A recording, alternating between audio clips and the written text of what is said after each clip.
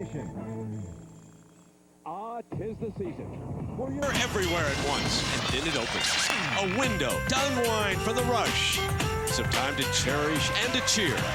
And if you couldn't get there, stay here. With us, the Arizona State Sun Devils against the Scarlet Knights of Rutgers. Bowl week across America rolls on. This holiday trip is for you.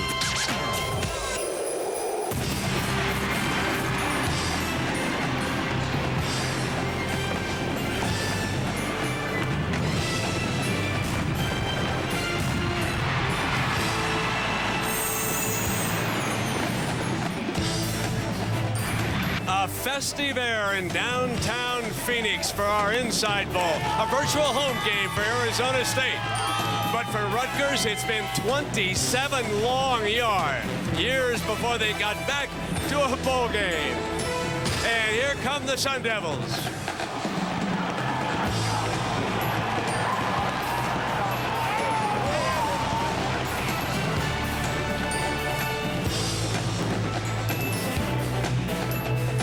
Arizona State, located in nearby Tempe, 6-5 out of the Pac-10, taking on the Rutgers Scarlet Knights from the Big East Conference. Coach Greg Schiano leading the Knights out onto the field here.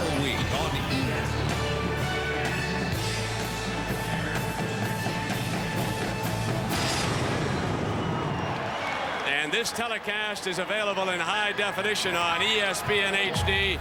Brought to you by Phillips. Happy holidays, everybody. With my partner, Gary Danielson, I'm Brent Musburger. You know, it's pretty easy to be cynical about all the bowl games, but let me tell you something. If you had watched this Rutgers team, the way they've enjoyed themselves, 27 long years since they've had this opportunity. And Gary, they've got some wonderful players like their versatile fullback. Sure do. Brian Leonard Brent is the best football player at fullback position I've seen all year because he does so many things. He runs, he leaps, he's fast, he blocks, and he's the leading receiver on the football team. He's a special football player, and he'll play at the next level. All hands on deck for Rutgers. Arizona State puts up 500 yards of offense a game. Derek Hagen, the Pac-10's all-time leading receiver. He's experienced, he's dependable, and he's precise. He's the quarterback's best friend. He shows up where you expect him, at the time you expect him.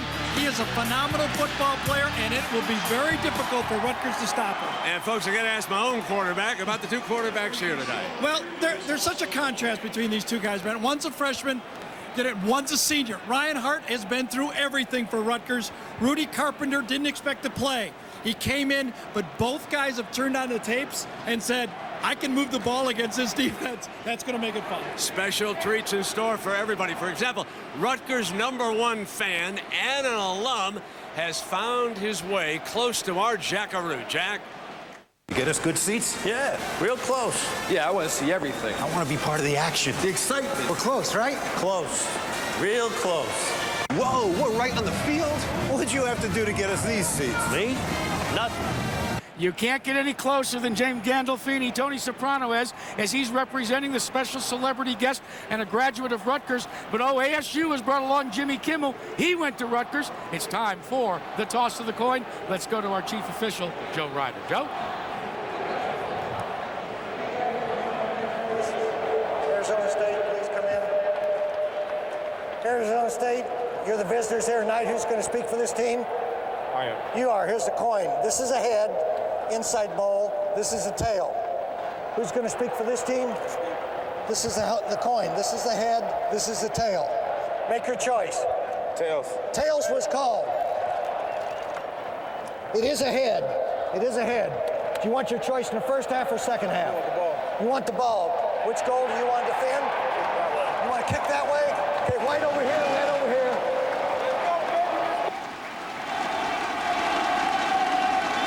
Notice that they didn't ask Tony Soprano to flip the coin, nor did they ask him to bring the Rutgers flag into this beautiful stadium. Snow, rain, sleet. The recently named Chase Field, downtown Phoenix, Arizona, the home of the Arizona Diamondbacks. And for one night a year, it hosts college football. And this, the Inside Bowl, December 27, 2005, matching Arizona State and Rutgers. Arizona State kicking off, and we will see Rutgers receiving the opening kickoff. They'll go on the attack for the first time here tonight, and you just cannot overemphasize the amount of excitement. Excitement in Rutgers, Brent, has been serious. They've come here to have fun, but they have worked extremely hard in practice all week. They want to show that they're ready to play in the big time. Greg Schiano has worked his team hard. They've had fun, and they are prepared.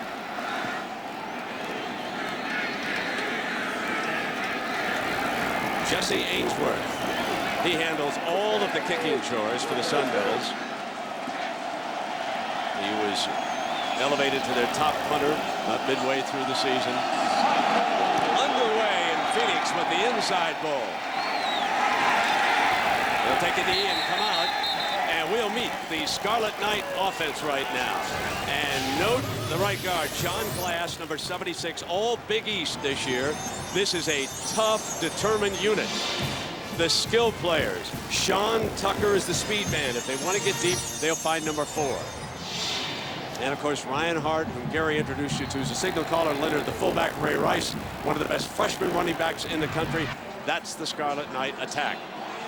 Under center for the first play of the game, the 6'2" senior Ryan Hart from Coral Springs, Florida. The H-back look, pounding straight ahead. Leonard steps off to the left and bangs to the 31-yard line against this Arizona State defense. Up front, Holyfield, Hill, Caldwell, and Darley on the outside. And Dale Robinson, the co-Pac-10 Defensive Player of the Year.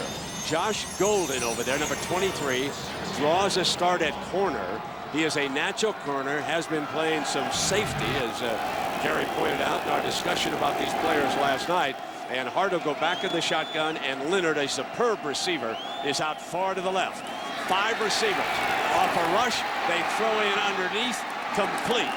And a first down on the first series, Trez Moses. Well, if you're going to look at the game plan for Rutgers to win this game, 2 things.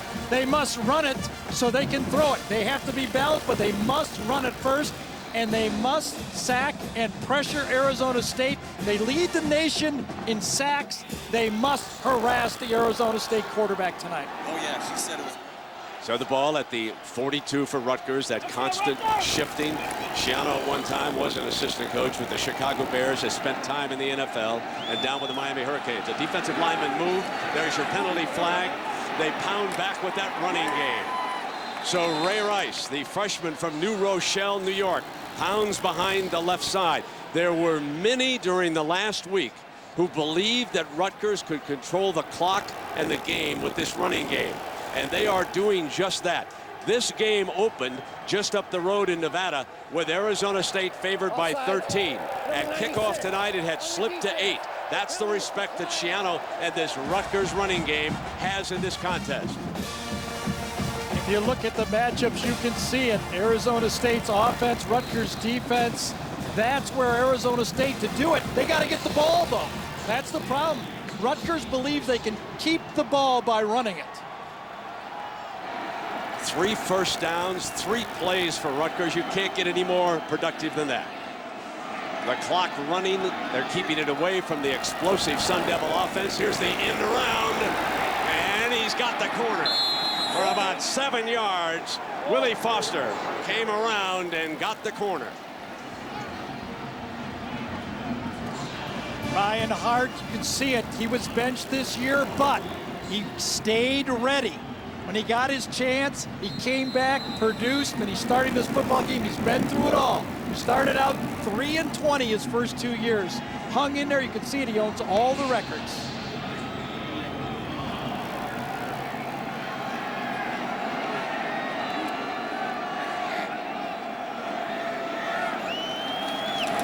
Play fake, and Hart is straight back. Now steps up in the pocket, fires complete. Puts it right back in Trez Moses' hands. He averages 17 yards. yards a catch. He's the all-time Rutgers reception leader. He now has 186 and 21 more yards. Boy, these guys are doing it up front, and the reason they're doing it is because they've been able to run the ball, and now Arizona State says we have to at least be aware of the run, and now you can run those crossing routes behind. You give any quarterback time to throw to a guy like Trez Moses. They played together for 4 years. They know each other. Leonard, the fullback, is in front of Rice. Rice, the freshman, slanted off. Did not really follow Leonard that time and is out of bounds. Dale Robinson, co-winner of the Pat Tillman Award that we mentioned earlier, and a tackling machine, takes him out of bounds. Dale Robinson, 44. If you want to watch a tackling machine, as Brent said, this is the guy. He's an instinctual football player. Bill Miller, the defensive coordinator, said the one thing he did is moved him from the outside linebacker to the middle and gave him less responsibility and say, go make plays. 59% touchdowns for the Scarlet Knights. They have a superb tight end also. And they hit the back coming out. Dive for the pylon. And he's just out of bounds, short of the end zone on the first drive. Brian Leonard, we mentioned that he was a superb receiver, and there he was again. You know, I've been racking my brains, Brent, to try to find who Brian Leonard reminds me of. He doesn't. He's fast, he catches the ball, he's athletic, he's tough, he's a leader. He's just a tremendous football player. He could play for anyone. Now they line up in the full house and shift out of it, showing the power eye. They're going to throw. Touchdown, the tight end. Up firing to Clark Harris. First team all Big East. And folks, was that an impressive drive by an underdog? You bet. Clark Harris, one of 2 great tight ends in this football game. Ryan Hart puts just enough touch on the pass, puts it up tall for his big 6'6" tight end. And how about that, Brent? Take the ball up with the flip and drive it right down the field against Arizona State. Now here's something else, folks. Here's why the NFL is going to love him. He's bending over to long snap on this. Ito to attempt the extra point.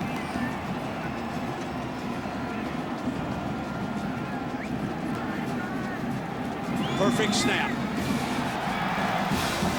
7-0. The Scarlet Knights strike first. It's been 27 years. They've waited for this. But hang on, folks. This is going to get wild and woolly before it's over. The Pick Your Pair promotion. An 80-yard clinic by Rutgers with the first drive of the game. Now, a couple things about Arizona State. Some local observers have said they're not ready for this bowl game. They wanted to finish higher in the Pac-10. They have not worked hard down here. They also have battled the flu. Now, in our conversation with Dirk Cutter, he says that's not true. He thought the practices were good once they got healthy. I came down and watched one practice, and I thought they looked average, to be truthful. But it was an early practice. Talking to Dirk, he said it's not a problem. We practiced good enough. That is not an excuse, and he was not using the flu as an excuse either, was he? No, he certainly wasn't. Now, overall, their defense was not ranked highly this year. No. They were 114th in the nation. And USC can tell you all about that defense in the second half as they overcame an 18-point deficit to the Sun Devils. Line drive. That'll come out on the 20-yard line. And now we will meet this Arizona State high-octane offense, topping 500 yards, 6 of 11 games, but it has been a patchwork offensive line. Only Carnahan is at the same spot as he was when the season opened. And you can see the skilled player, Derek Hagen, Pac-10's all-time leading receiver. Rudy Carpenter, he'll pull the trigger tonight. Rudy Burgess will start at running back, but we will see a lot of Keegan Perry, the freshman.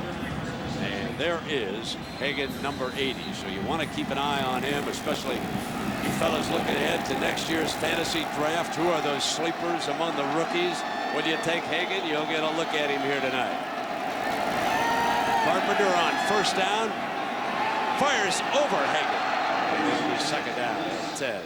Defense for Rutgers.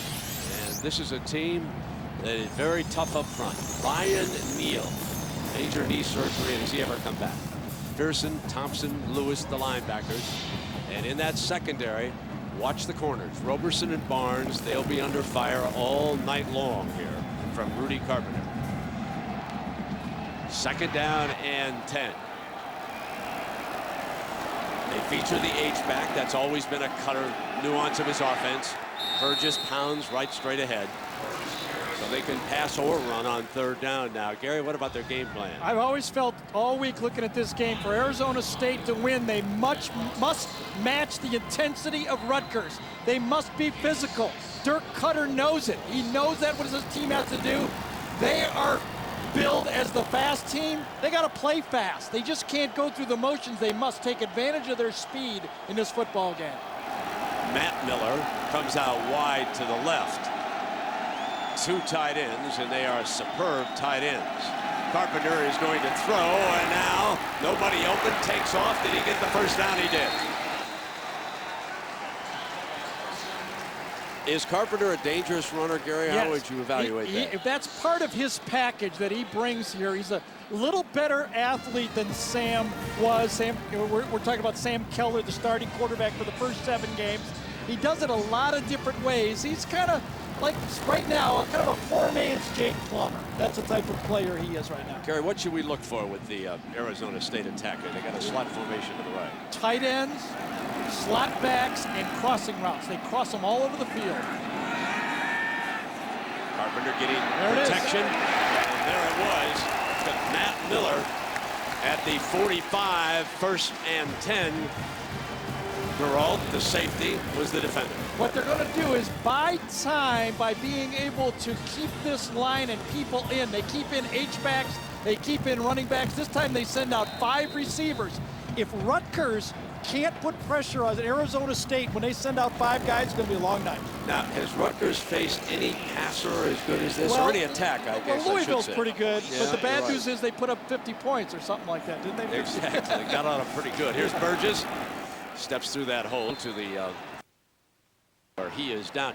Tough hombres on this Rutgers team. They have featured the sack, and Gary had mentioned that after that Louisville debacle, they had 9 sacks against Cincinnati and 46 for the season. And like we told you, Greg Schiano, the head coach, is the defensive coordinator. He was a defensive specialist under Joe Paterno, and then down at Miami under Butch Davis.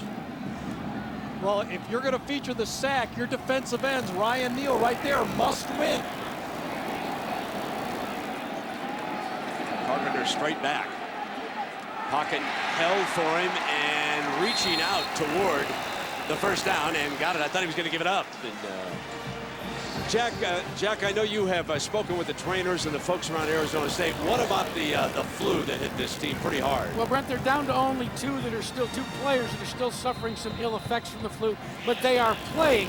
But a week ago today, a total of 14 members of the team, a dozen of them were players, were out of practice because of the flu. It was to the point where they only had 2 running backs to be able to practice with, but they recovered well and they're not using it as any sort of excuse. Yeah, they certainly didn't, Jack. And Carpenter's getting protection from the offensive line. Going for the touchdown. Got it. Wide open. 43 yards to Matt Miller.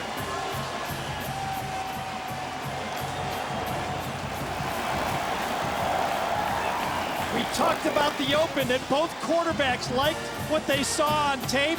Now you know why I said that.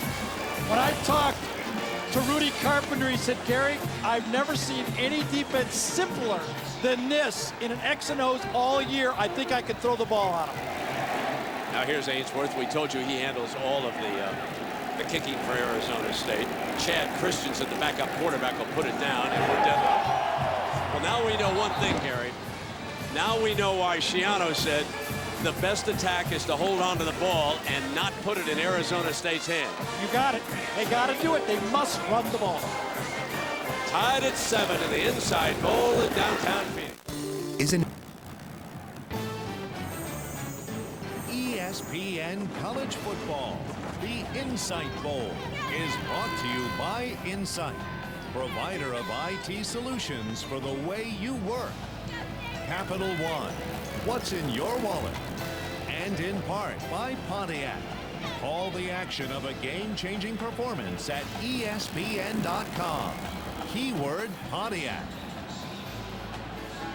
The start of a festive week here in the Valley of the Sun. Monday afternoon, they'll play for all the Tostitos. The Fiesta Bowl featuring one of the great matchups of the year, Ohio State and Notre Dame.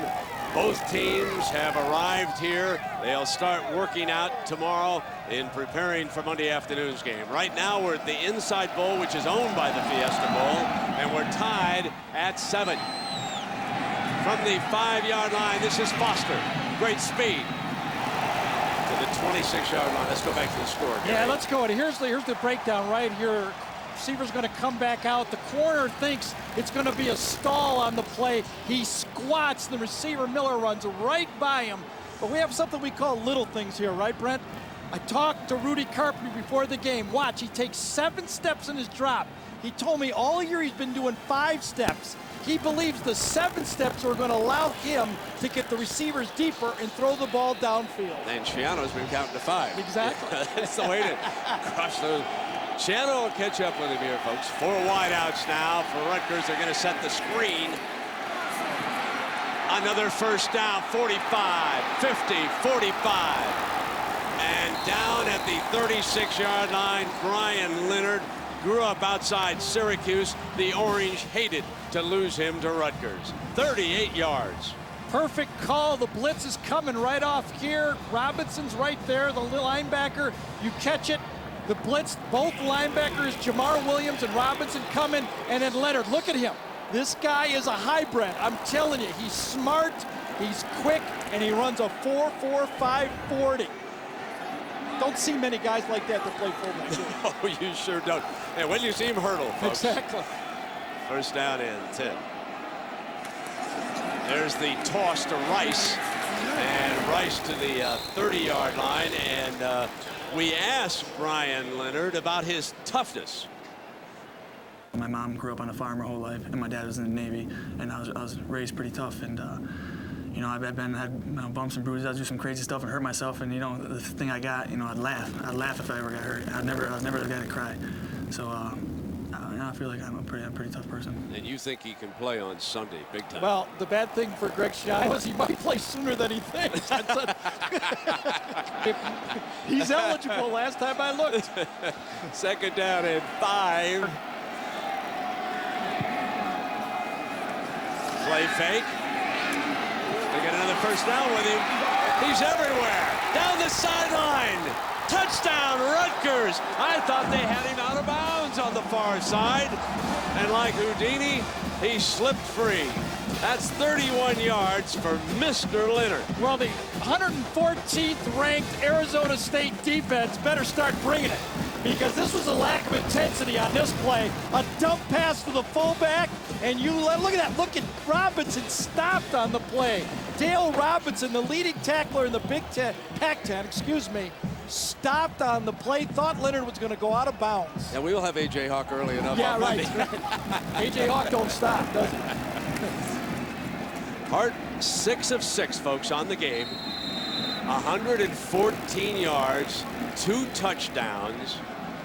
Yeah, he's ready, isn't he? Ryan Hart is ready. And Jeremy Ito, a sophomore from Redlands, California.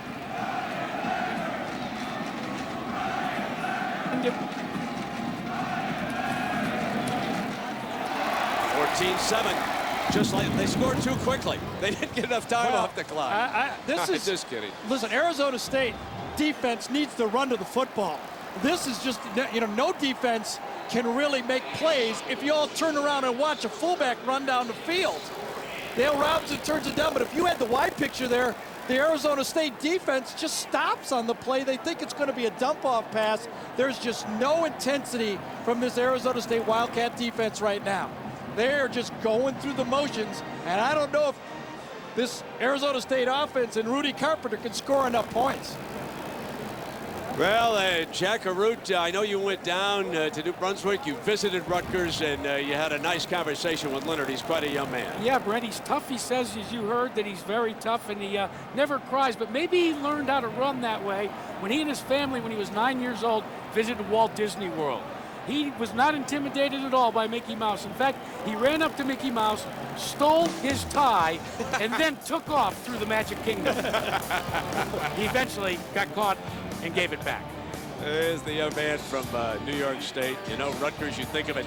Some of our all-time favorite people have come from Rutgers. The late, great Jim Valvano was an alum of that school. There's a long-time columnist here for the Newark Star-Ledger, one of the underrated sports writers of all time. Jerry Eisenberg is here tonight. He, too, graduated from Rutgers. He was there back in 1978, 27 years ago. Remember in that game, Rutgers had a lead, and then Arizona State stormed back. They did. And that was in New Jersey. Was that at the Giants Stadium back then? Yeah, that's back when I played.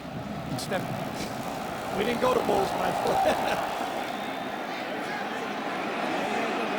Out from the 1-yard line is Burgess, the running back. Looking to bring it wide left. And he is out at the 31-yard line. So, folks, we're at the top of the hour. Gary Danielson, Jack Arute, and Brent Musburger. A pleasure to be coming to you on ESPN tonight. This, the Inside Bowl, just part of the Capital One Bowl Week. And we're off to a very exciting start here. The Scarlet Knights so excited. Arizona State favored, and, of course, right down the road is their school in nearby Tempe. You know, I was just thinking, though, if you're Arizona State, this is like ho-hum. We've seen this all year. People score on us like this all the time. I mean, it's just normal situation for Dirk Cutter and his quarterback and offense. Back with the running play, Keegan Herring, his first carry, and he is thrown down by Courtney Green, the safety.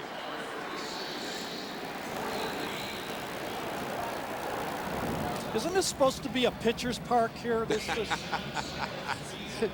it's a lot of offense going on in this play, isn't it? Notice that they left the roof. There's the foul pole wide right open there, right? For them That's to bring the flags in. Yeah. Right, and then they closed it. A couple of years ago, they left it open for the Inside Bowl, I was told, and the field got very slippery this time of year. So last year, when Notre Dame lost to Oregon State, they had closed it during the game, and that's what they're doing here. Well, the Capital One Bowl Week continues with 2 more games. And remember the game day special, 4:30 p.m. Eastern. Then Boise State, Boston College. Can Boston go west and win a game? Then the MasterCard Alamo Bowl, Michigan and Nebraska, 2 of the great traditions at 8 p.m. Eastern time here on ESPN HD. 3rd down and 1 coming up for the Sun Devils, Gary. Well, one thing Dirk Cutter told me is he felt watching tape that no one's really tried to run the counter against Rutgers. He said tonight I'm going to feature it, but I haven't seen it yet. I've been looking for the counter. Maybe the way his defense is playing, he doesn't want to start it up yet. Preston Jones, the 3rd running back, checks in on 3rd and 1. The power back looking for the first down. Got it easily. And put it down. Fumble. And it has been recovered by Rutgers. The game's first turnover on the first carry of the night by the sophomore from East Lansing, Michigan. Looking for a yard, and Ramel Meekins pounces on the fumble. There was a good hit from the secondary that time. I'm not sure who got it. It was Courtney Green. Came up, put a good helmet right on that football. They had the first down, but the first turnover of the game goes to Rutgers. And now can they take a 2-touchdown advantage? Arizona State has not been able to find an answer for number 23. Fullback Brian Leonard as a runner. He's got the edge. He's pounded behind the tackles, and he's broken free as a receiver. Ryan Hart off to a superb start. Perfect on his 6 throws here tonight. Gary, he's out to prove something tonight, the senior. And you know what's really tough for Arizona State? He's not even had a tough throw yet. They've been wide open. Running the toss play, and here's Rice. Can he get the edge? And that time, the Sun Devils were a little more aggressive. Mike Davis Jr. In case you missed it, Hart on the first drive. Went to his tight end. Then Arizona State answered. And then the 3rd touchdown. Leonard, 31-yard catch and run down the far sideline. And now after the game's first turnover, Rutgers back at it in Arizona State territory. This is 2nd down from the 43-yard line. Both wide receivers shifting out of the backfield. A package put in during bowl preparation.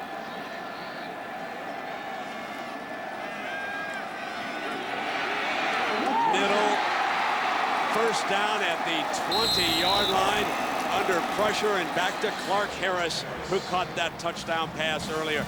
Ryan Hart showed courage in the pocket that time. Sure did. I thought it was going to cave in, but there was enough room for him to move up in the pocket. And then you just look down, and Clark Harris, one of those breed of tight ends. I tell you, the game is changing. The tight end position is coming back. You look at the NFL, college football, you're seeing more and more of these coaches liking the matchup of the tight end against linebackers and safeties. First down and 10. And a flag and a whistle.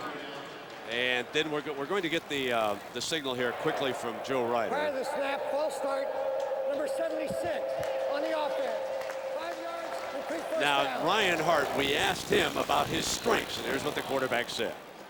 I can run an offense, especially this offense. It's my actually 3.5 years starting, and my third year in this offense, and I can run this offense pretty well. I'm a leader. I understand the game situations very well. Pretty accurate quarterback, so when it comes down to crunch time, I'm the guy for the job.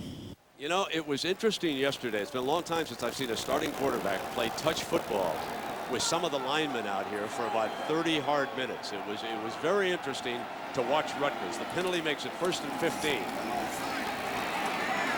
Leonard somehow comes out of the pile.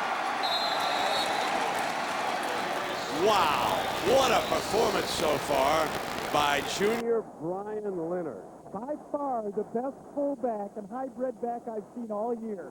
It looked like he tweaked something on this, though. It looked like he got hurt just a little bit, but in the hole, he jumped. He jumped to the right, jumped to the left, kept both feet on the ground, and then exploded when he saw his little crease.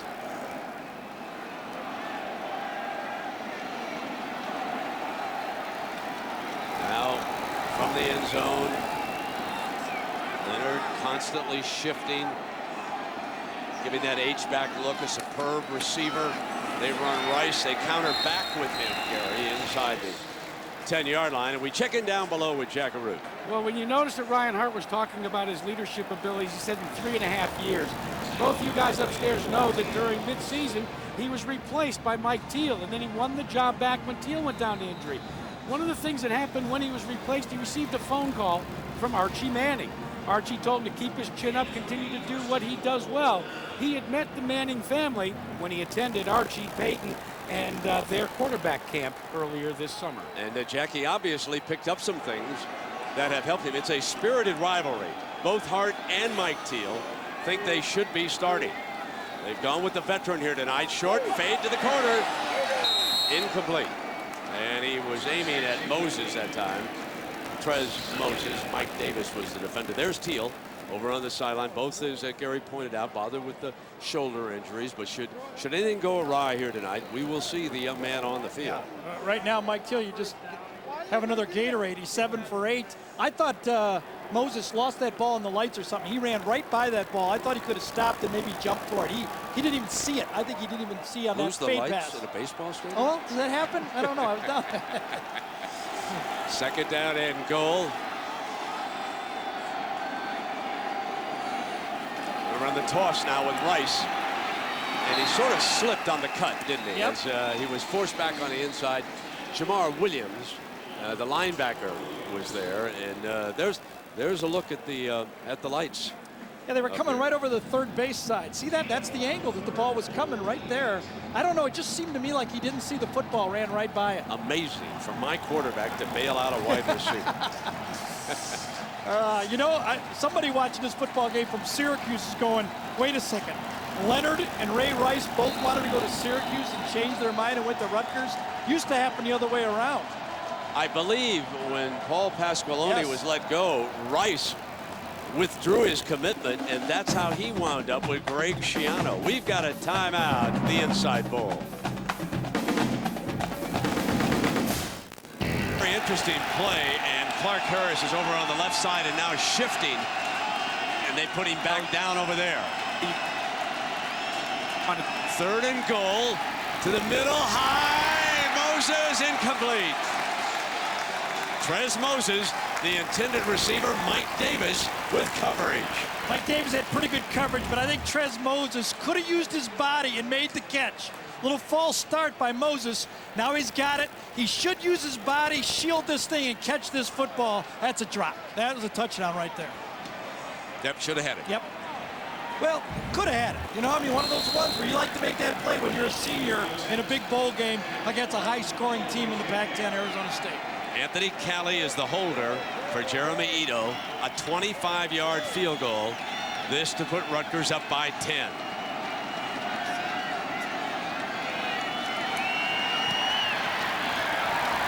The underdog is howling early, folks. 17-7. Rutgers leads favored Arizona State.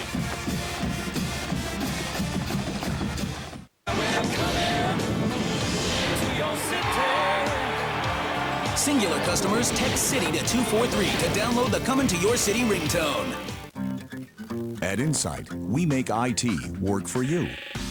Because Insight connects office networks, your small business can grow. Because Insight delivers secure server solutions, your company can expand across the globe. And because Insight solves communication problems. Well, there's James Gandolfini, better known to millions as Tony Soprano, an alum of Rutgers. They brought him aboard to do some promos to sell tickets, and he is thoroughly enjoying himself here tonight, and the fans love having him here too. His alma mater's up 17-7, leading it by 10, 5:22 to go in the opening quarter. Mike Cortice is the kickoff man. Burgess, the running back. He returned the last one. He's back there with Richardson. And Richardson made the all Pac-10 team as their return man this year. They are kicking away from him, so Richardson went and got it, bobbled it in the end zone, takes a knee, it'll come out the 20-yard line. Well, we mentioned Ohio State arriving here yesterday and starting preparations for the Fiesta Bowl appearance against the Fighting Irish. And Gary Danielson, you thought this was the play of the year for the Buckeyes. Absolutely. Down on the road to Michigan. Blitz package right there, and Troy Smith makes the $14 million play for the Buckeyes. So the Tostitos Fiesta Bowl, January 2nd now. That is the Rose Bowl window, if you will, 4:30 Eastern. The NFL will conclude its season on January 1st. The Bulls take over on the 2nd. And on the 4th, of course, the granddaddy. Texas and USC for everything. 5:18 to go. You talk about tickets, folks, and how scarce they are. I cannot remember a bowl season in which there were two games like Ohio State Notre Dame and Texas USC with the demand like it is for tickets. Many of you have been up on eBay. You should just kind of check it out tonight. When you're looking for scores, you'll just shake your head when you see the prices. But it makes you want to call my friend Mike Tice. Just kidding. Just kidding. Just kidding, folks. 2nd down and 10.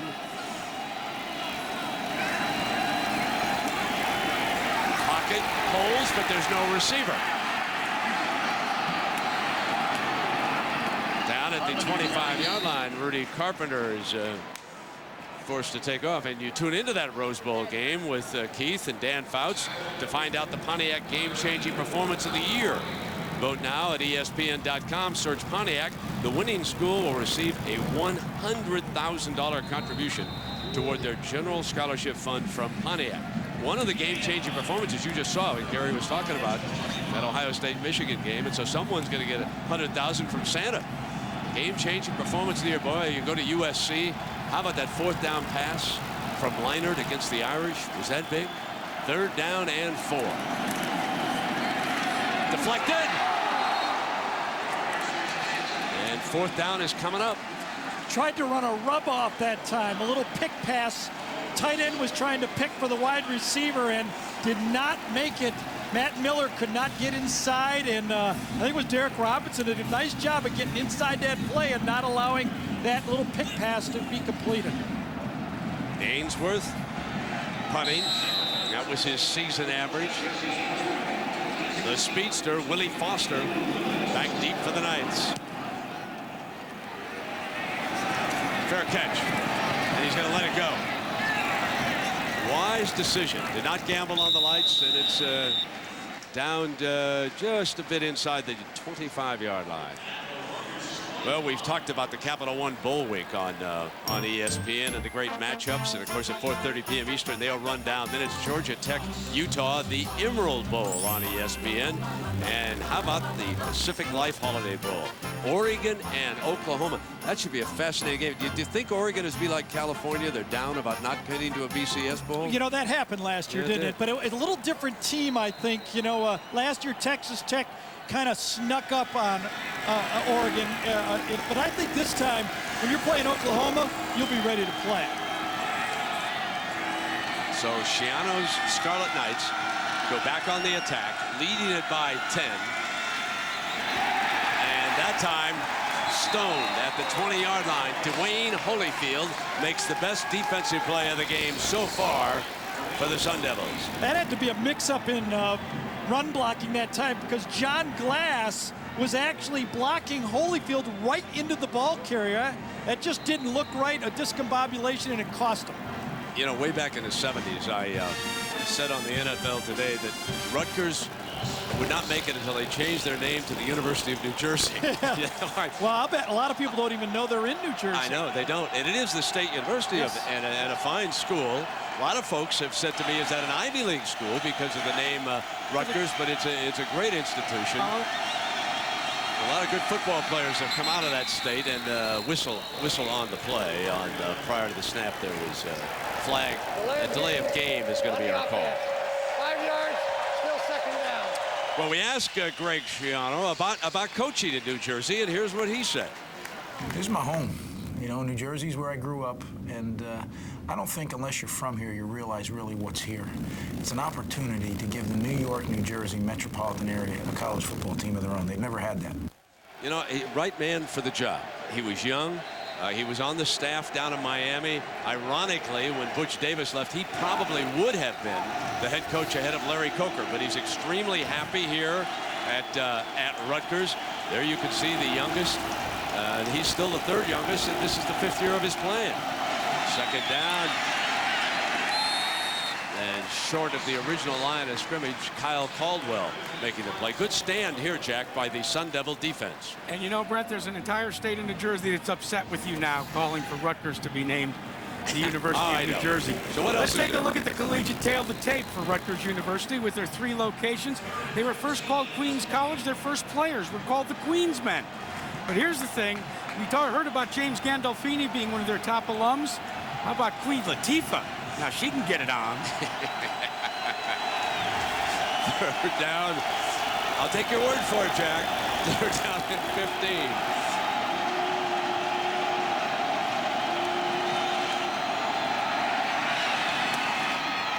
Short of the first down.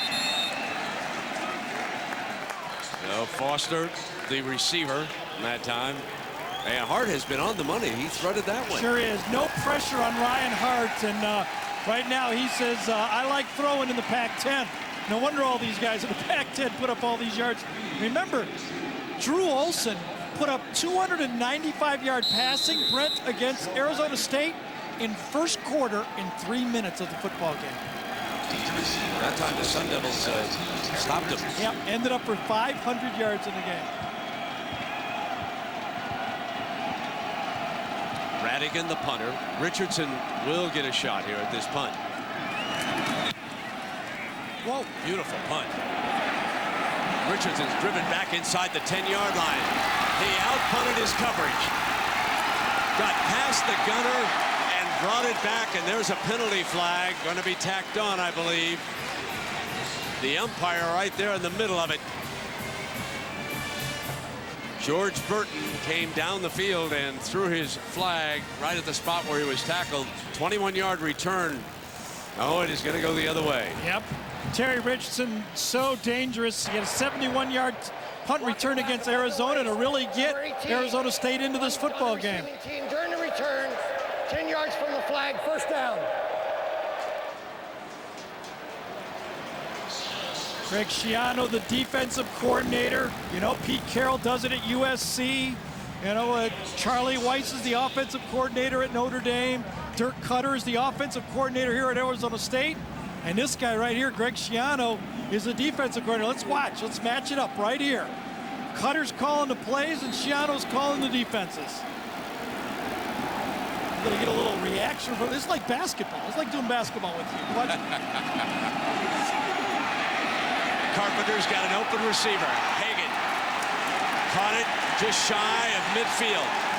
Derek Hagen, number 80. 1,000-yard receiver, caught 8 touchdown passes this year. The Pac-10's all-time best, and Gary, you project him as a first-rounder. Oh, yeah. He's 10 to 15, I think, in that area. He's like a Rod Smith, the Denver receiver, dependable, precise. He's quarterback's best friend. He will be where you think he's going to be at the time you think he is. See Schiano point out that play. He knew it was coming, and he was upset with his secondary. They busted a coverage. Carpenter's throwing for 97 yards. Steps up in the pocket. High and pulled down at the 22-yard line by Jamal Lewis. Look at Coach going down that side. Oh, man. Oh, they got a penalty flag. He says, bring it back. Yep. Bring it on back. He's got the clipboard dangling. He's upset. Too much time for Carpenter. He's taking a 7-step drop. He's walking in. You see Schiano right there. He's telling Geralt. Number 73 on the offense. 10 yards from the previous spot. Repeat first down. Geralt back there, 43, is the safety that is making the mistake, at least in Schiano's mind. And boy, Schiano's going to lose about 10 pounds in this series right here.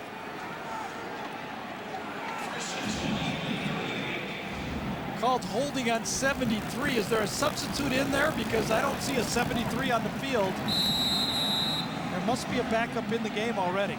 It's an offensive line that's had 9 different starting lineups. First down and 20 after the penalty.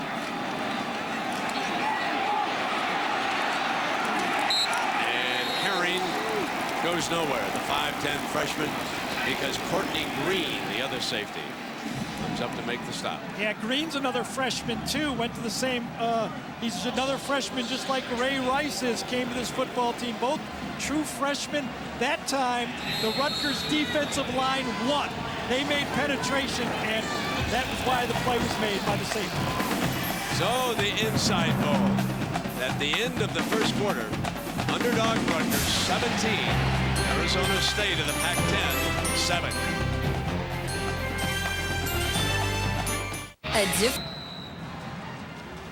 Happy holidays, everybody. You take 2 teams from opposite ends of the country. Rutgers for the Big East, Arizona State for the Pac-10. They don't know a lot about each other. And what do you wind up with? A very entertaining first quarter. And we start the second quarter. It'll be 2nd down and long. The Sun Devils were hit with that penalty late in the first quarter. So it is certainly not 1st and 10, folks. 2nd and forever. Caught by Hagens, and this will make it 3rd down, and I would say about 6-7, right, somewhere right in there. Gary, you don't seem to be surprised about what's happening in this game. No, you talked to both quarterbacks. They knew they could throw the football. I'm a little surprised that Arizona State has really not matched intensity on the offense and defensive line. I mean, they know they can throw the ball, but can they play the physical game? I still think that's the key. There must be something to that story that they really wanted to play in a bigger bowl than staying at home, because like Gary pointed out, they have been flat so far in this football game, but there's a long, long way to go. One thing we've learned about bowl games, folks, there's a couple of games. Yeah, there's always a long halftime. And they keep going, and Arizona State is used to this. They come from behind. They play to get big football games. They've been way up, and they've been way down, and they've handled it in both situations. And Jack, what's the injury situation down below? Well, let's give you the update on Hagen Herring. You remember he left the game for a little while, but he is okay and has been cleared to play. But problems for the offensive line for Arizona State continue. Remember, they've used 9 different players for their line. We'll add Steve Berg back to the injured list. He's trying to walk off an ankle injury. They're still trying to evaluate it. How bad have the injuries been? Of all the players that have been injured, they all live in the same house. It got so bad this year that even the dog broke its leg during the season. Now that's when it's getting bad. Poor Hound. 3rd down and 8 for Carpenter in the attack. Leslie Jackman has checked in as one of the defensive backs. He's going to try Hagen. Incomplete. And Arizona State forced to punt. Cutter thinks there was a foul on that far side. Timing pass that wasn't there. Now here's Ryan Neal. If you're doing a good job, you're going to draw coverage. See, that's a good job. When they got to put two guys on you and Rod has to hold you, that they didn't call, but they go with two guys on you, then you open it up for your teammates. That's what Ryan Neal has to do in this football game. Ainsworth, Foster to return it.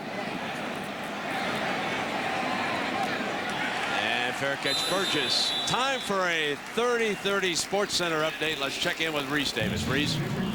All right, Brent. Tony Dungy called his son a good young man with a compassionate heart. At a funeral service today in Florida, Dungy and scores of friends and family said goodbye to James Dungy, who died of an apparent suicide last week. Colts team and several NFL stars were there. Sports Center's coming up after the game. ESPN News, always on.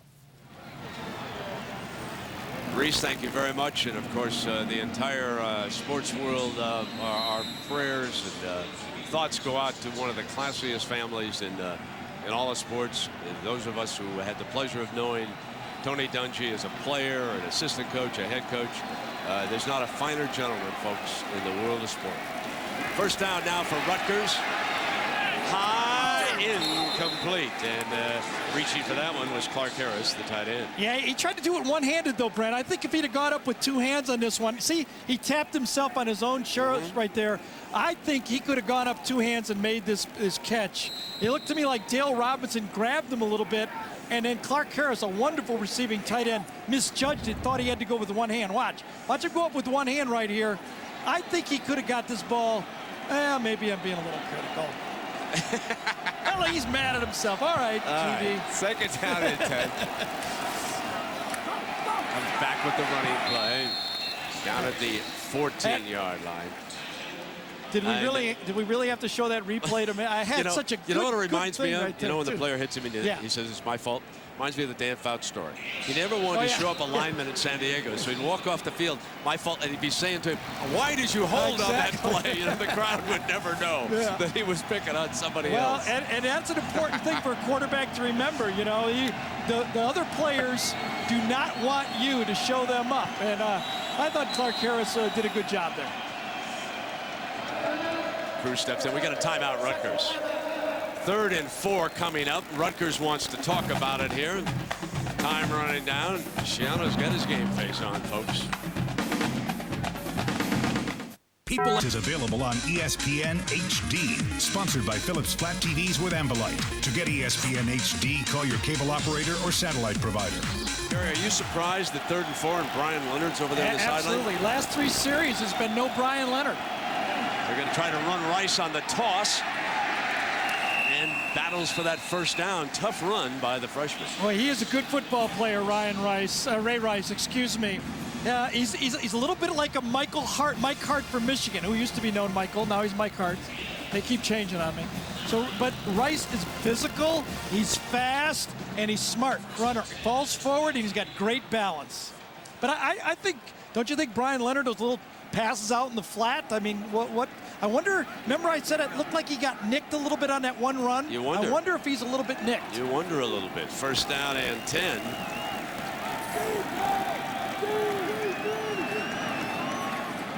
Coming back with the freshman. Boy, I like him. Oh, good-looking runner. Another first down. Yep. And a lot of Rutgers fans here for this one, Jack. Well, Brent, one of the reasons why is because they developed a fund to help students like Safet Markey by giving them up to $300 for travel. But Safet, you got on a bus 67 hours ago, a 62-hour drive on a bus to get here at 1 o'clock this afternoon. Yeah, it was a wonderful experience. I actually enjoyed it, and I'm glad that I'm here. It was worth it, like every single minute. So I thank Rutgers for giving me the funds to come out here today. And you like the fact that your team's up? Oh, definitely. They're kicking some butt. Now, what they did is they designed a fund to try and help students because all of the cheap airline tickets, Brent, were scarfed up as soon as it was announced that they were going to a bowl game. But I wanted to let you know, Safet is heading back to New Brunswick at 3 o'clock this evening. He's invited you and Gary to ride on the bus with him. 62 hours, you'll be back for the Fiesta Bowl.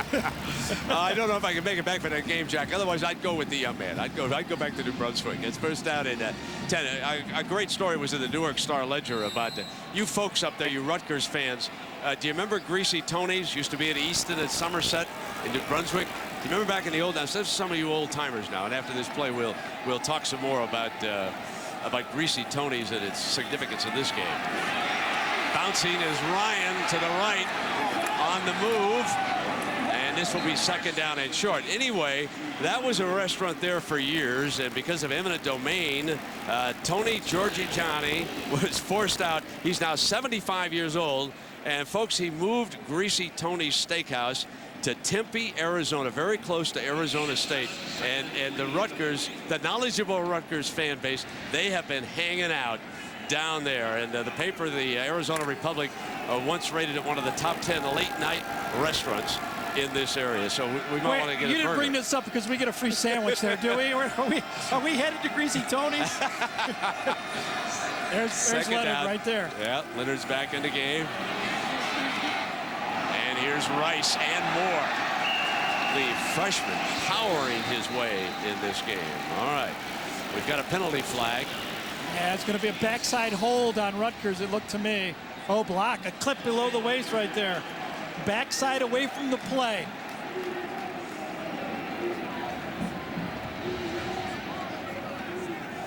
So that nice run by the freshman will come back. Right there, you can see it, the receiver coming right back right there. Oh, wow. Yep, got him from behind. It was Stapleton, it looked like, number 53, that got the guy right from behind, threw on him, and they called it. Well, folks, how about you can't be surprised about the Affleck trivia question. Who was Arizona State's starting quarterback the last and only time these teams met? The Garden State Bowl, 27 years ago. The now defunct Garden State Bowl in Giants Stadium. Who was the ASU quarterback? Second down, 18. Here's Ryan, complete, short of the first down. The 40-yard line, Moses that time, and Manutai with the tackle. I just can't get over how simple it is. I mean, there hasn't even been two hard throws for Ryan Hart in this football game. I don't know, Arizona State doesn't look like they're putting pressure on the quarterback. They're not covering anybody in the zones. They're not playing very well in man-to-man coverage. If Rutgers doesn't stop themselves with penalties, Arizona State looks helpless. Third down and 3. Trying a little linebacker blitz this time. Picked up throwing for the first down, just shy of midfield. And Willie Foster with another catch for Hart. I mean, he's putting up some numbers here in the first half. Yeah, he's putting up Navy numbers. That was the game he came back. He went 18 for 21 for 221 against Navy in his start after he was benched. He's on his way to one of those games. Nobody in his face, steps into it, throws a really nice football. Now, Ryan Hart was recruited by a lot of teams, including Purdue. He bought Greg Schiano's pitch, came here and suffered, and now he gets to play in this great football game. Pounding the middle. That young man, Tony Rice, is going to be a fine running back. Yeah, Ray Rice is a fall-down forward speed back, and he's much bigger than you think. His calves are big. You know, I thought he was going to be a quicker guy until I saw him in person. He's actually bigger than Mike Hart at Michigan, and looks just as quick, and he's got great balance. He's a 4-year starter at tailback for Rutgers. Out of New Rochelle, New York. He finished 5th among all freshman running backs in the country. So he was up there with some fine company on second down and 1. The toss, and he's stoned. Put it down. Arizona State jumps on the loose ball. Now that's physical football, and Jamar Williams finally made a play. If you don't match the intensity of Rutgers and play physical football, you can't play. Now watch Jamar Williams, number 4. He beats the block.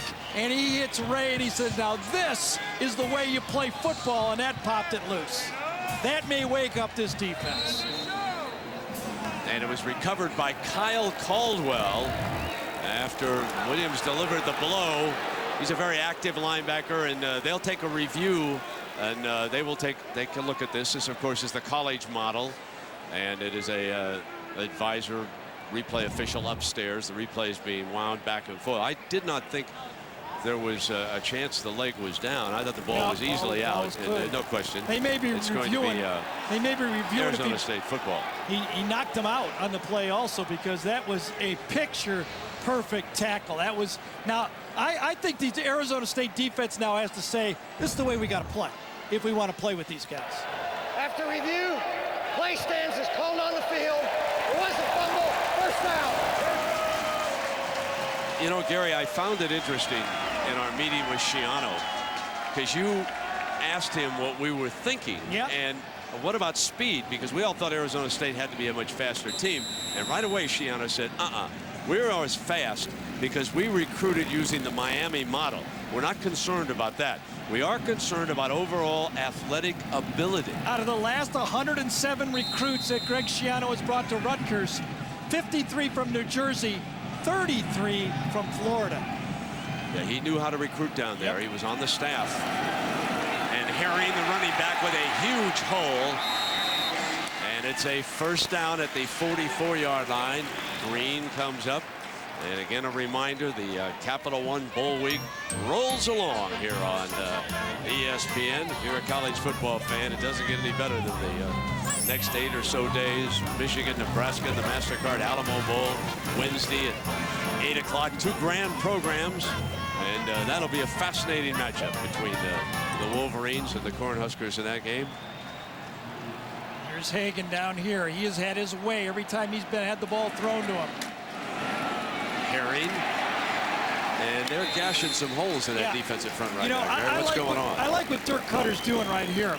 He's kind of sensing, I think, what I'm saying, at least I hope, is that his team is not matching the intensity of Rutgers. So he says the way to do that is to run the football and just kind of build up that heat in his football team. Then he can throw it deep, and you can see what Dirk has done. Everywhere he's been, he's produced quarterbacks. 7 quarterbacks have played in the NFL that Dirk Cutter has touched throughout his course. That's Sam Keller, by the way, standing right next to Dirk Cutter, the starting quarterback at the beginning of the year.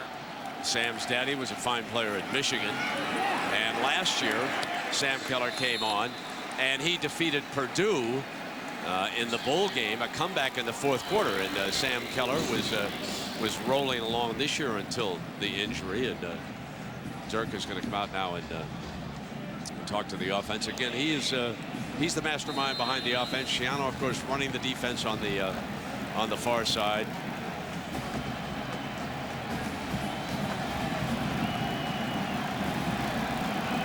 So here's 3rd down for Arizona State, 160 total yards, and for Rutgers, 272. Carpenter on that deep drop. There's a penalty flag. Incomplete. Holding against ASU. So we've got a holding penalty here. Only a 3-man rush. You can look at the outside. There's Ryan Neal. He gets inside Chaz White. There's the clear hold, and that's what Ryan Neal has to do. Make plays, force plays. Now let's check in down below with Jack, Gary. Well, Gary, you're talking about the need for this team, the ASU Sun Devils, to get tougher. That was the message all week. Remember, Dirk Cutter told us. He challenged his team. He said, you know, a lot of people say Rutgers is tougher. And he said, guys, you got to go out there and prove them wrong. We'll have to wait and see if the message was delivered properly. And Jack, he just called a timeout because the penalty was declined, forcing an Arizona State punt. And he wants to talk about it here with 7:43 to go.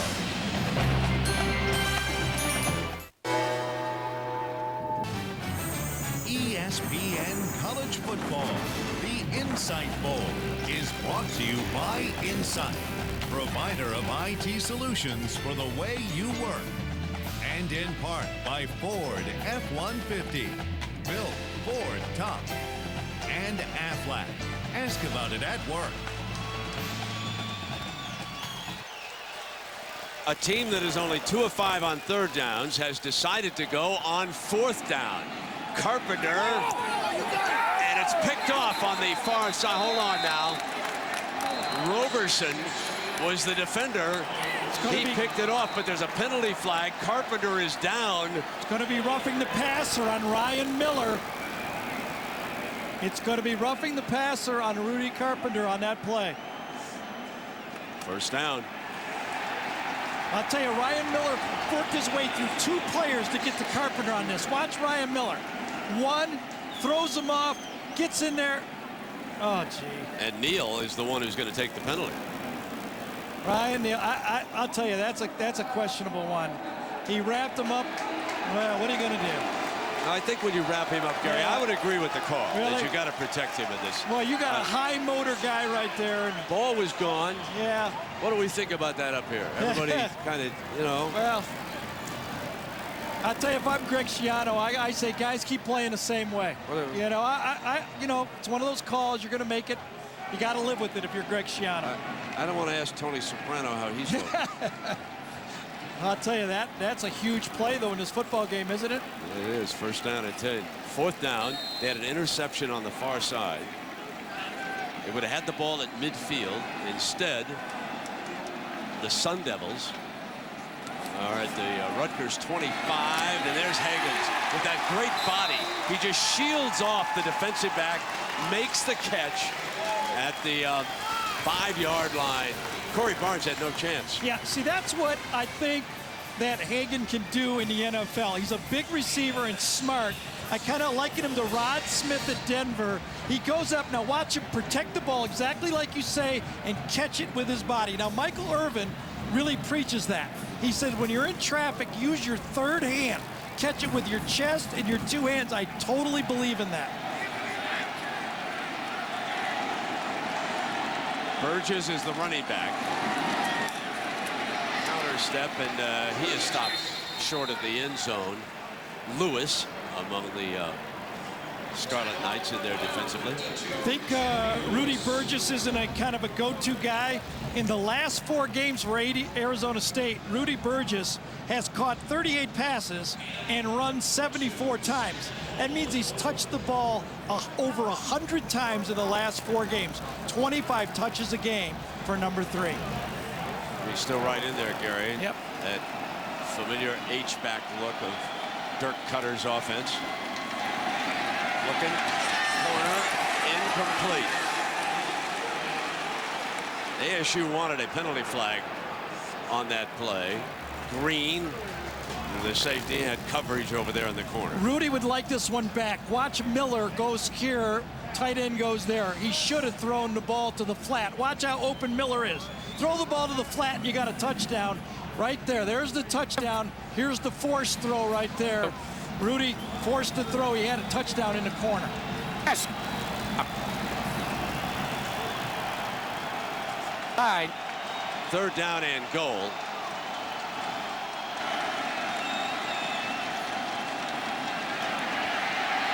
Carpenter can't find an open receiver. Now underneath, and it's incomplete. So a decision for Cutter. He has a 4th down from the 3-yard line, and he does not hesitate. The field goal team is on the field here. He obviously wants to make it a 10. He's not going to second guess himself, I don't think, on this decision either. He's got a field goal kicker who really, this is going to be an extra point. And Ezras has not missed an extra point all year, so I think this is a sure 3 points. You got to make it a 7-point game. I agree. So it's a 21-yard attempt. Christensen will put it down for Ainsworth, and there it is. Back to 10. 17-10. It's back to 7. As they say, cut it to 7 points. And we'll take a break. Isn't it time? Playing in this bowl is like a dream come true because, you know, it's been a dream of all of ours since we got here. And no one has enjoyed a bowl game any more than this Rutgers team. They've waited 27 years. Moses, 3 catches for 47 yards, averaging better than 15 of reception here. Rutgers to get it back, and that penalty, who knows what's in store. It could be a big swing in this game. Nullifying the interception and allowed Arizona State to march down for a field goal, which reduced the margin to 7. Ainsworth, who handles all the kicking duties for the Sun Devils, has the ball on the tee.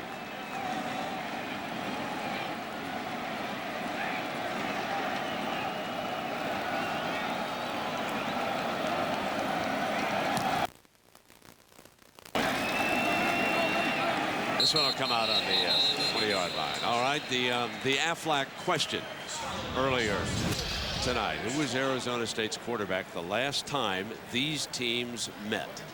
All right, it was Mark Malone, who was the quarterback at the Garden State Bowl, the winning quarterback that day.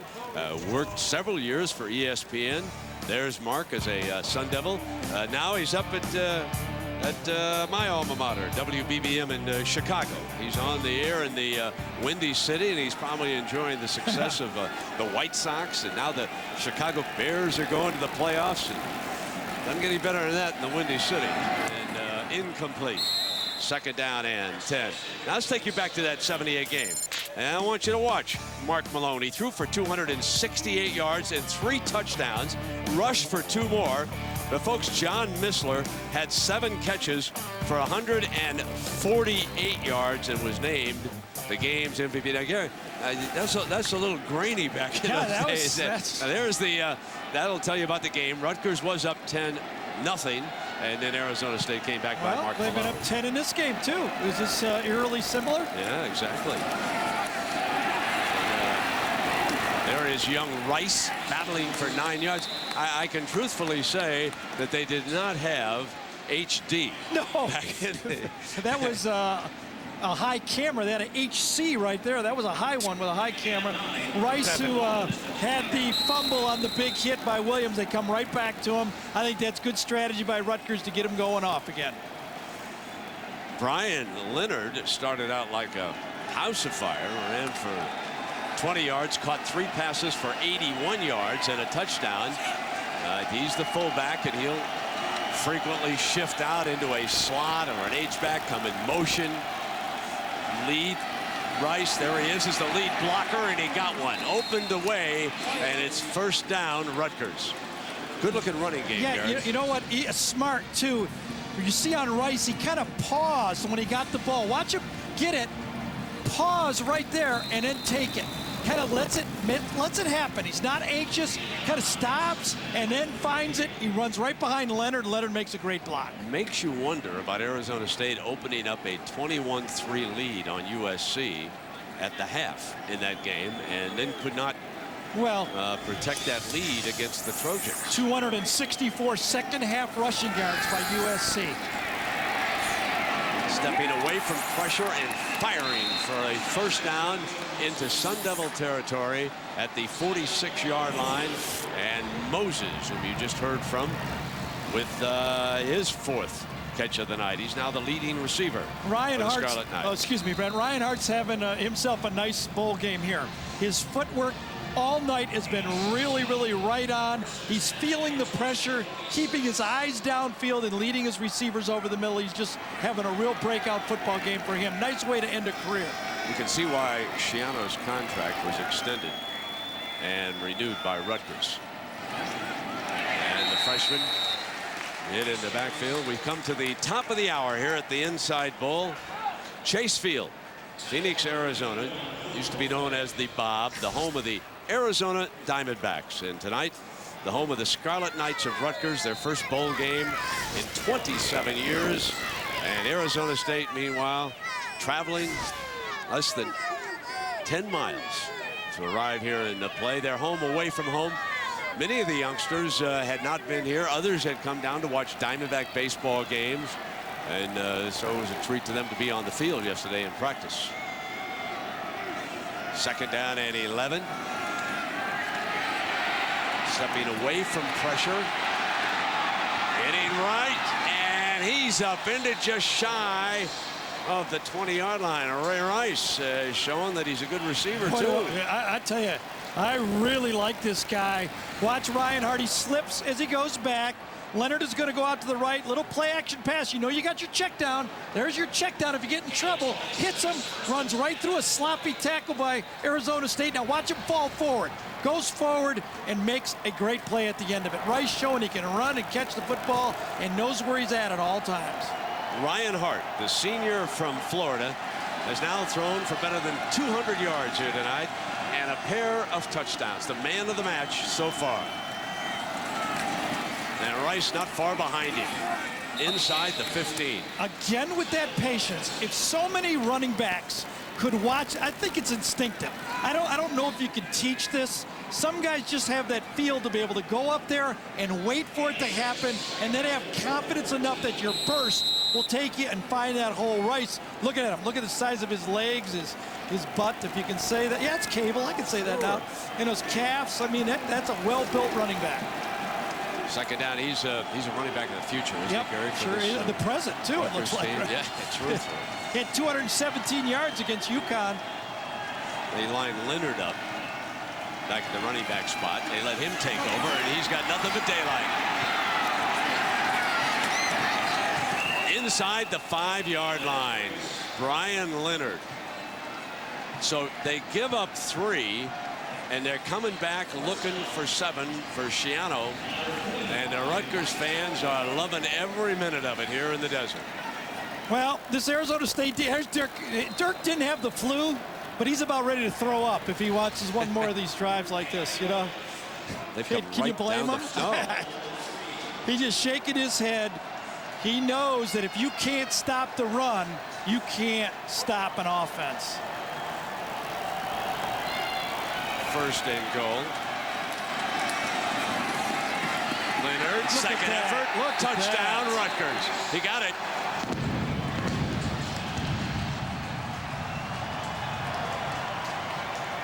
This is going to be a long night for the Sun Devils if they don't show some toughness on defense. You watch it. A big fullback who's got a burst just runs right through Jamar Williams' tackle. Gets in the end zone, forward body lean, runs through another one, and then Dale Robinson finishes him off, but not before 6 points go on the board.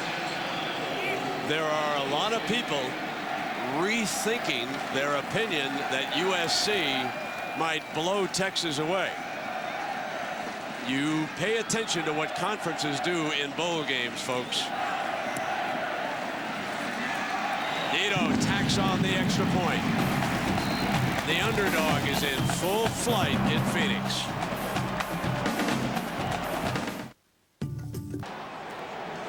Rutgers 24, Arizona State 10.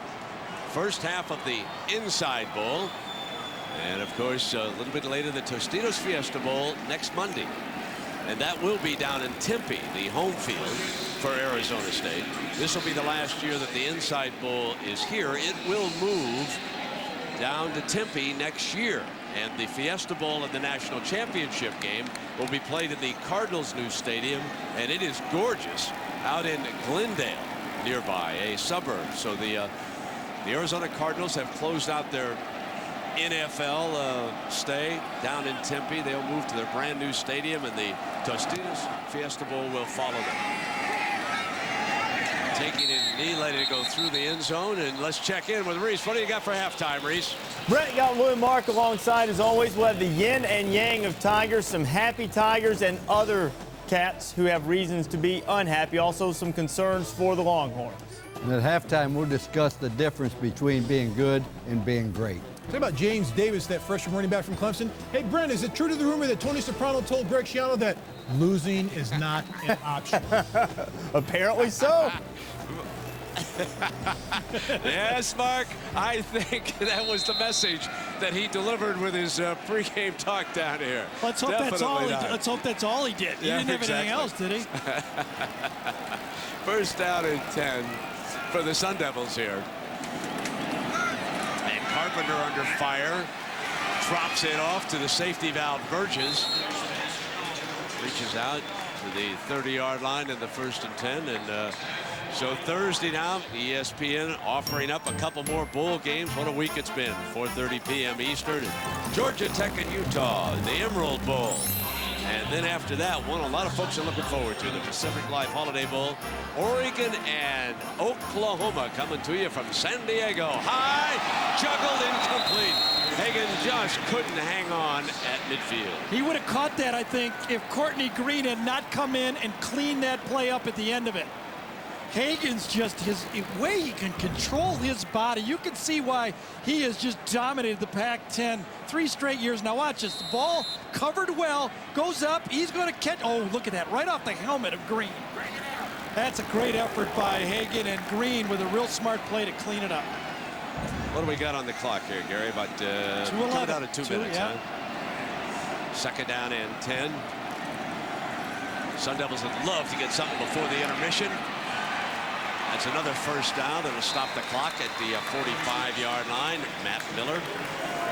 Better put some pressure on Rudy Carpenter, because if you don't, he's got ability to just zip that ball. He's very, very accurate, and you can see the only way he's really been stopped is with pressure. Let's see if Rutgers brings pressure yet. And that was incomplete. There's a penalty flag right in the middle by the umpire that time. Thrown right at the center guard area. You know, Rudy Carpenter, you asked the quarterback about being behind, Gary, and here's what he had to say to you. I think guys got to believe. That's you know, one of my main things. You know, a lot of times we get to a point where we fell behind, and we start questioning ourselves. Well, can we do it, or can we come back? And instead of, you know, yeah, we're going to come back. We're going to win this game. Well, there it is, a tough young man, tough-minded. He is. He's really, when you talk to him, a very deep thinker. Wasn't expected to play this year. I mean, this guy, it was Sam Keller's year this year, and Rudy prepared himself just in case, and then broke out first game. He throws for 400 yards against Washington. Penalty has made it 1st and 20 for Carpenter in Arizona State. Sets the screen, and running away from the blockers, Burgess.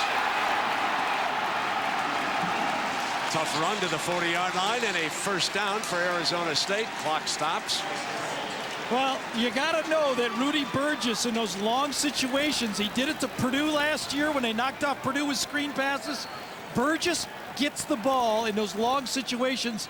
Rutgers and Greg Schiano was matched up man-to-man. He ran right through the tackle. You know, an insider from Arizona State had told me before the game that they thought they had recovered from the flu, but he was very, very concerned about the staying power when you think ahead of the second half. And they're coming back now with Burgess finding daylight. Another first down at the 25-yard line. So if the flu did take its toll on this team, it could slow them up in the second half. We'll be looking forward to seeing that unfold, because Rutgers is going to have a lead. It appears obvious at the intermission, even if Arizona State can score. It is, but this is a huge drive for Arizona State, don't you think? If they could put 7 points on right here before halftime, I think this is huge going into the locker room for them. All right, let's see if they can get it. Off to the left, Terry Richardson. Yeah, Rutgers going to take a timeout. Greg says this doesn't look right. Wants to talk about, wanted to slow him up a little bit, give his team a rest.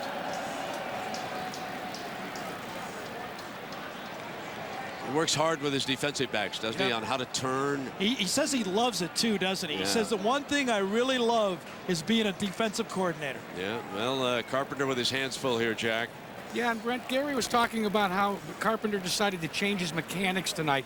One of the reasons that came about, he was explaining it to us, that unlike many of his teammates, he did not go home for Christmas. He stayed, he grabbed 3 tapes of what he thought were his last 3 games, and he studied them inside and out. Before the game, when he was talking to you, Gary, I also asked him what he learned from those tapes, and he said exactly what he told you about the mechanics. One thing Dirk Cutter has said about this kid, Rudy Carpenter, is he loves the game, he studies it, he dissects it, and he says he's only going to continue to get better. All right, Jack, and of course, we showed you Ohio State arriving here yesterday, and then earlier today, the Fighting Irish of Notre Dame. They were in the Inside Bowl a year ago, but they're coming back for a major appearance in the Tostitos Fiesta Bowl. And Gary, what about this comeback against Stanford? It was everything on the line. I thought this was the most impressive thing I've seen all year, because when you get there, the way Stanford came down and marched down, Brady Quinn takes him down on that, and it was clinic. It was Tom Brady clinical. That's what Brady Quinn did on that last drive. Going to be great, isn't it? It is going to be a Irish great and the football Buckeyes. game. This, of course, is where Ohio State won its national championship.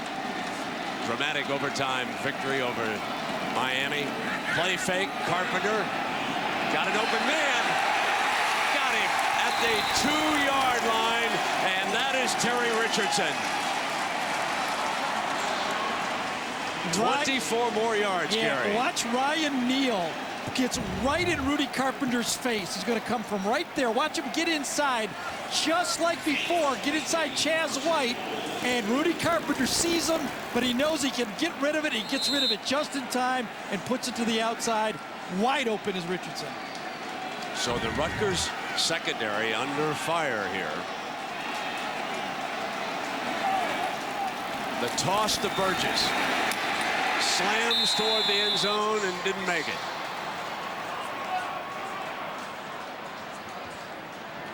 They want to get 7 points here for the intermission. Little toss play. Brent Miller is the motion man that time. Oh, that was close. That was very, very close. Though, was it? The ball, I don't know if the ball broke the plane when he was down. You're right, but I don't think Arizona State really cares all that much if they score, because they took another 40 seconds off the clock. True. Good point. Good point. Carpenter up under center, and Burgess right behind him. He's going to throw for it. There's a penalty flag, and it's deflected. Coming in was Green, the safety that time, but there is a penalty flag.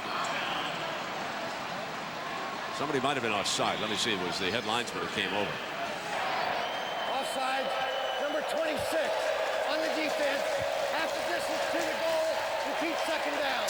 He said 26. He's 36. I'm sure it was Green. Yeah, it was the Green who came in on that exactly. play. Gary, why not just have Carpenter go right straight ahead? I thought, well, Carpenter is not the biggest guy, but I'm surprised he didn't run the ball. I have to say that. You can see it. They're going to try to get Miller out to the outside like he was open last time, and Green was probably the guy that lined up in the neutral zone. Carpenter's thrown for a couple hundred yards. Hart for 222 yards and those 2 touchdowns. They're going to throw again. They come up firing for the touchdown. They just don't stop. Zach Miller. He was last year's Pac-10 Freshman of the Year, only a sophomore, and one of the most talented tight ends in the country. When you look down the road, Zach Miller has a great future with the Sun Devils, and Shiano can't believe, I don't think, how wide open he was. Well, you almost got to sell out to the run when you're down there that close on second down, and Dirk goes with what he's comfortable with, and that's throwing the ball. 39 seconds. Well, you want to call Greasy Tony's and order up some halftime? Let's do it. Ainsworth tacks on the extra point. We're back to 7 now. Remember, he tried to go in the flat last time, and it got knocked down. There's Miller right there. That's a standard play. It's a goal line play 101, and there it is. Perfect read, and this time Rudy puts it right to the big. And you know what? You know what Miller's nickname is, Brent? No. The Truth. Now, let me tell you how he got the name. He was so highly recruited that when he came on campus, all the defensive players wanted to see him. And as a freshman, he started making plays, and everybody said, you know, it's the truth. That's how he's good. He's the truth. You know, they have great tight ends come out of the school, don't they? Todd Heap, I guess, right? Yeah. You think about that. Great legacy here at that position. And Gary, you were just ahead of the curve. You know, you and I, 5 years ago, you started saying right away, you've got to have tight ends. You've got to have tight ends at the college level and certainly in the NFL. And we've seen some great ones up there. And you know why I think it is? It's because of the intricacies of the defense. They've spent so much time trying to fool the quarterback on the outside perimeter to take away those skill guys that there's openings in the middle of the field, and those great tight ends are making plays. Well, the final 39 seconds here of what has been a very entertaining, high-scoring first half. I think the experts I think thought we'd get in the 50s in this game, and we're going to soar right past that the way things are going. Luckily, there's only 39 seconds for Arizona State, because the good news is we scored. The bad news is we got to put our defense back out there. Ainsworth drilled that last kickoff. Young man with a strong leg.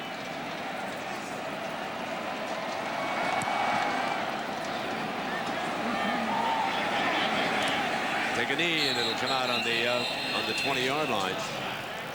So we'll see what Rutgers can come up with. Hart is 13 of 17 for 222 yards. Moses has been his favorite target, 63 yards with 4 receptions. I remember Sean Tucker, the junior, has that deep speed. He is from Parkland, Florida. That's down in Broward County. He played at Douglas High School. Yeah. He's a burner. He is. And it looks like they're going to take the lead on in. This is smart. This is smart. You don't want to make a mistake. Go in with the lead. You have no timeouts left. 39 seconds. Go in at halftime. Let's play a second half.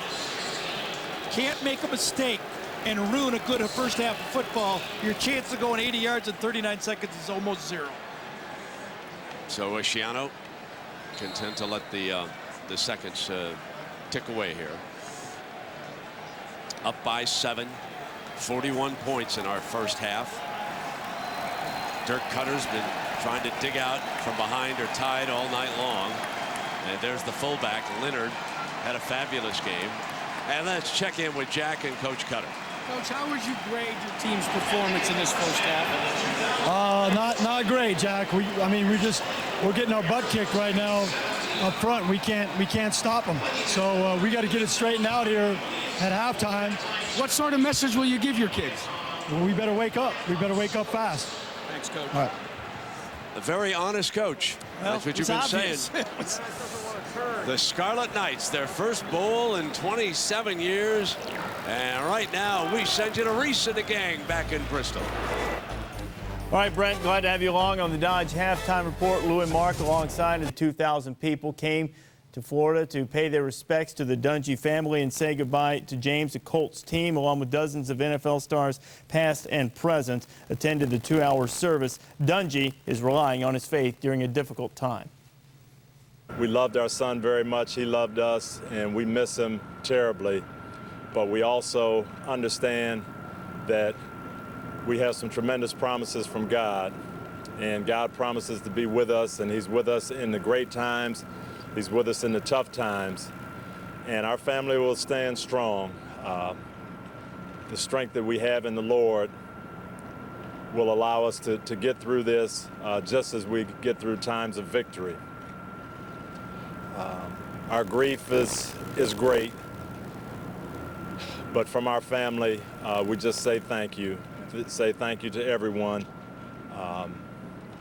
We appreciate everybody that's touched his life, everybody that's been part of him growing up. And James was a good young man with a compassionate heart, and we were glad to have him for 18 years. Dungy encouraged parents to hug their kids every time they could, because you never know when it'll be the last opportunity. Tony Dungy left the Colts after news of his son's death. It has not yet been determined, or at least not been revealed, when he will return to the team.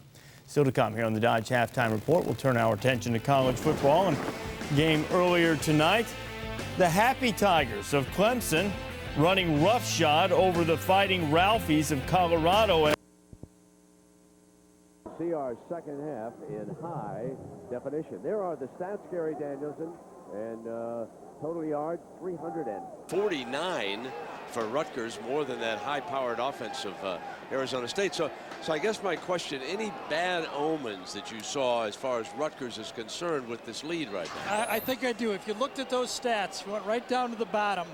Rutgers leads the nation in sacks. They do not have a sack in this football game, okay? I think Rudy Carpenter says, if you give me time to throw the ball, I can throw the ball. I threw for 200 in the first half. I'm going to get the ball right now. I think that's the one worry for Rutgers. They've made a living on sacks. They don't have any. And Jack Arute, what did Coach Schiano have to say? Well, guys, no coaching cliches from Coach Schiano when he came out of the locker room. In fact, he said to his team, he says, we're going to spend the next 30 minutes pounding the ball. And he told me, guys, watch for Leonard. He says, I'm going to give him the ball often. So the game plan is set here for the second half. And Jack, there's an injury situation I want everybody to keep an eye on. Arizona State came over to me and said that Andrew Carnahan, their right tackle, limped off after the touchdown. Remember, he fractured a foot, and he has been playing injured tonight, and they definitely need him in that offensive line because, as Gary told you, Rutgers has been the sackmaster team so far this year. There is Carnahan with helmet on, which is a very good sign for Arizona State right now. He's one of the few return linemen who started the season in there. They would have been down to about 1/5 of their regular offensive line if they were going to lose him.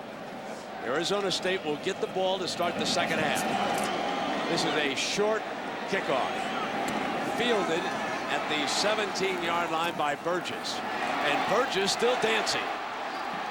Made the most of that one, didn't he, Gary? Well, you know, I think that was by design, and I'm wondering why Rutgers tried to pooch a kick like that when you kicked it out of the end zone the time before. Now, along with the broken foot, he also has the fractured finger that he's playing with the cast.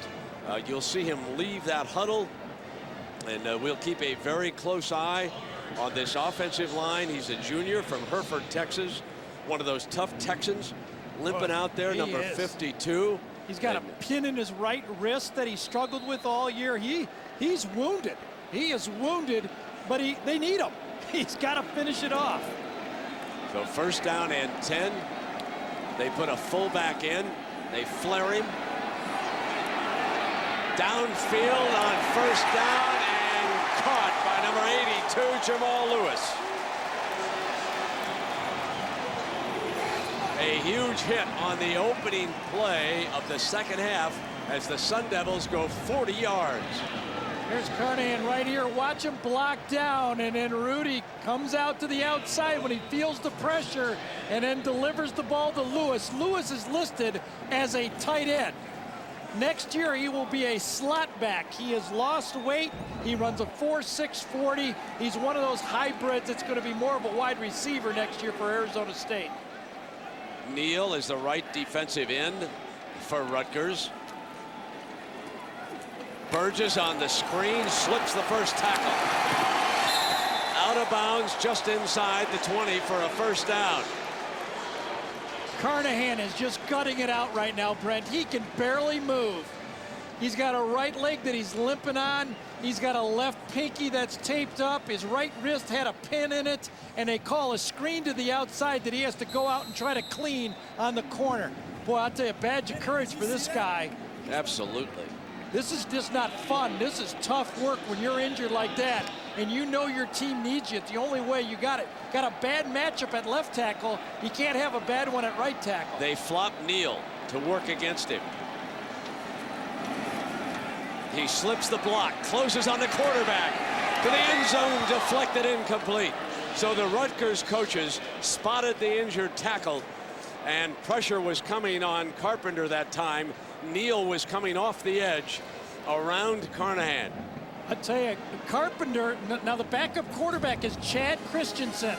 You can see it. Neal's coming around, gets sandwiched. Two guys get him. Barnaby was the other Barnaby, I'm sorry, I couldn't figure out who it was. It was 94, the other defensive end who was on the other side of the formation that time. And boy, oh boy, Carpenter with really no backup quarterback gets squished. Neal again lines up on the left side of the defense. And Burgess explodes, reaches for the end zone, out at the 1-yard line. It'll be first and goal at the 1-yard line. That time they let Neal take himself out of the play by rushing upfield, and they ran inside him. What a great call by Dirk Cutter that time. He knew he had a bad matchup at right tackle, so he runs the draw inside of it. What a great call. The Sun Devils looking for the tie on the opening series. They have a first and goal against the Scarlet Knights. Burgess is the running back. Miller, the H-back. Play fake, one to throw to him, covered. Carpenter dives for the end zone short. So the H-back was well covered that time. They took away the option. I'll tell you what happened on that one, Brent. Zach Miller, number 86, right there, the tight end who was supposed to go to the corner with the H-back into the slot, fell down or was tackled on the play. Watch it. Yes, he was. He was tackled by Barnaby. When he was pulled down, now Miller goes right to the official and says, I got grabbed on the play, and that's why the play broke down. So it's second down and a goal. Miller again in the backfield. He's just moved over to the right. There's the toss play behind him. Burgess cuts, jumps, touchdown, Arizona State. An extra point away now from a tie. I'll tell you another warrior. Rudy Carpenter took a beating on that drive. He's coming off. He got hit on almost every throw, and he is toughing it out for his football team also. Carnahan and Carpenter, the right tackle and the quarterback, are punch drunk as they come over. 96 consecutive extra points for Jesse Ainsworth. Needs number 97. Got it, and he ties it at 24.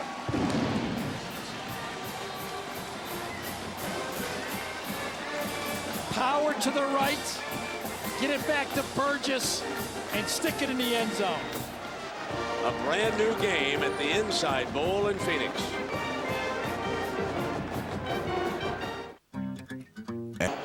We are back, and tonight Arizona State has set a passing yardage record for a Dirk Cutter offense, and they did it on that drive as they moved 70 yards for the touchdown, and they have tied the game. How about this? That's the shortest touchdown drive of the game. 70 yards. There's been 6 touchdowns. 70 yards is the shortest touchdown of the game. And now, Gary, it is Rutgers' turn, and they'll face an 80-yard distance as it'll come out on the 20-yard line. This is a big series for the Scarlet Knights. Arizona State scored at the end of the first half, punched that touchdown in, and you can see the line coach working hard with his wounded troops there on the sideline. They could hold the key to what's going to unfold here tonight. And now the Rutgers offense with Ryan Hart, who is throwing for 222 yards and 2 touchdowns.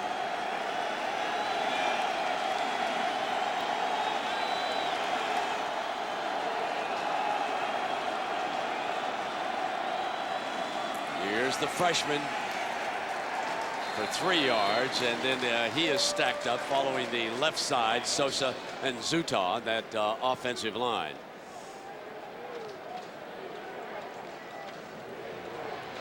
I don't know. I understood what Greg Schiano said to Jack, but I don't know why he would want to change strategy when he's been so successful at keeping Arizona State off balance.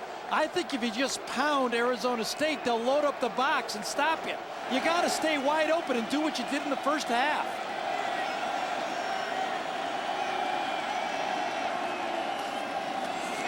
There's the handoff, and just short of the first down. And well, Gary, Ryan Hart was asked by Jack why this offense works. We take care of the ball, we drive the ball, we have long possessions, good time possessions. And I think we are a dual threat. We can have long drives, but at the same time we can play action, hit you up top. So I think as an offense we're very consistent. Well, there he is echoing your sentiment to get to the play action and don't be afraid to throw it here. This is 3rd down and a yard for the Knights.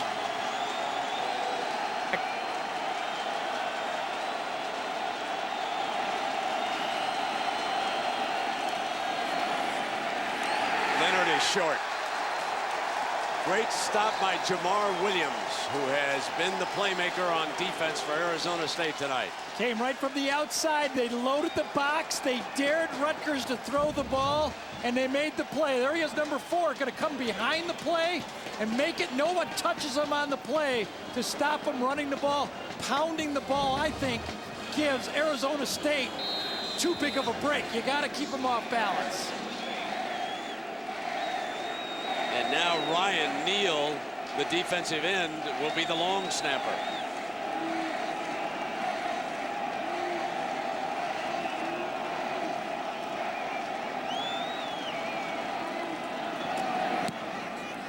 Richardson back deep. Inside the 15. And a penalty. A flag is thrown quickly on the return by Richardson. Absolutely got bumped from behind. The gunner got bumped just at the catch. That one's going to come back half the distance. Boy, Ryan Neal fired that snapback, didn't he? That was a bullet he put back there. And the coaching staff very unhappy. This is the second time they've been penalized on a punt return. Hey, just nudged the gunner on the play, pushing the back. It was obvious. So the penalty is against Arizona State. We're deadlocked at 24 at the Inside Bowl. Yeah, you didn't type in your password. Don't have to. Biometrics. What? Wherever I am, I just swipe, password goes in, I'm connected. Biometrics. Oh, bionic finger, cool. It's like 10 times stronger than a regular finger. No, it's for passwords. No, it's more like na na na na na na na na na. Na na na na na na na. Better. Secure wireless, made easy. Only on a ThinkPad.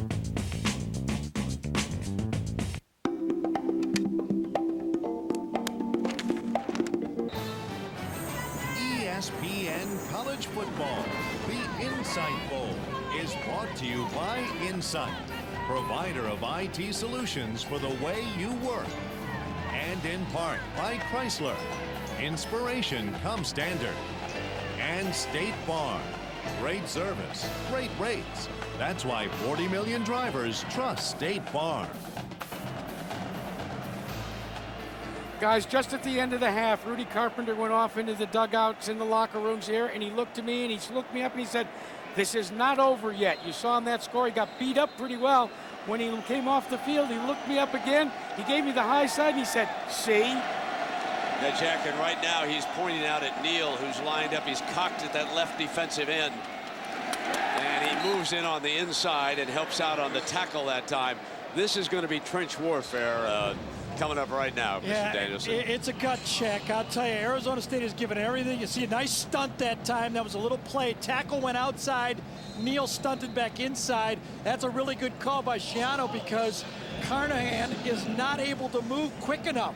Any movement on the offensive line, they just seem to have their feet planted in the ground. And Neal will now move to the right side of the defensive line. Folks, if you want to watch him, he's number 91.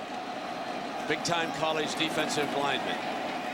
Carpenter had protection. Hagen, Pac-10's all-time leading receiver, pulls it down. You know, Gary, he reminds me of a fellow you knew well up in Detroit by the name of Moore, with this great size. Not quite as tall. He's about 6'2", maybe 2 inches shorter, but he goes up and gets the ball like Herman Moore. I'll give you that. He does, and he's fearless. You know what I like about him, too? We talked to him, and we got a good soundbite of him saying just exactly who he compares himself to. And I think what he says is the best is he doesn't have a big ego. That's what I like about him. He's only got 3 catches, but he plays hard. Yeah, he's a fine young man. When Gary talked to him, we'll let you in on that little conversation that they had. And a penalty flag comes flying from the 30-yard line. And so Joe Ryder and his crew, they've been active down there tonight. Done a good job so far. They'll sort this one out.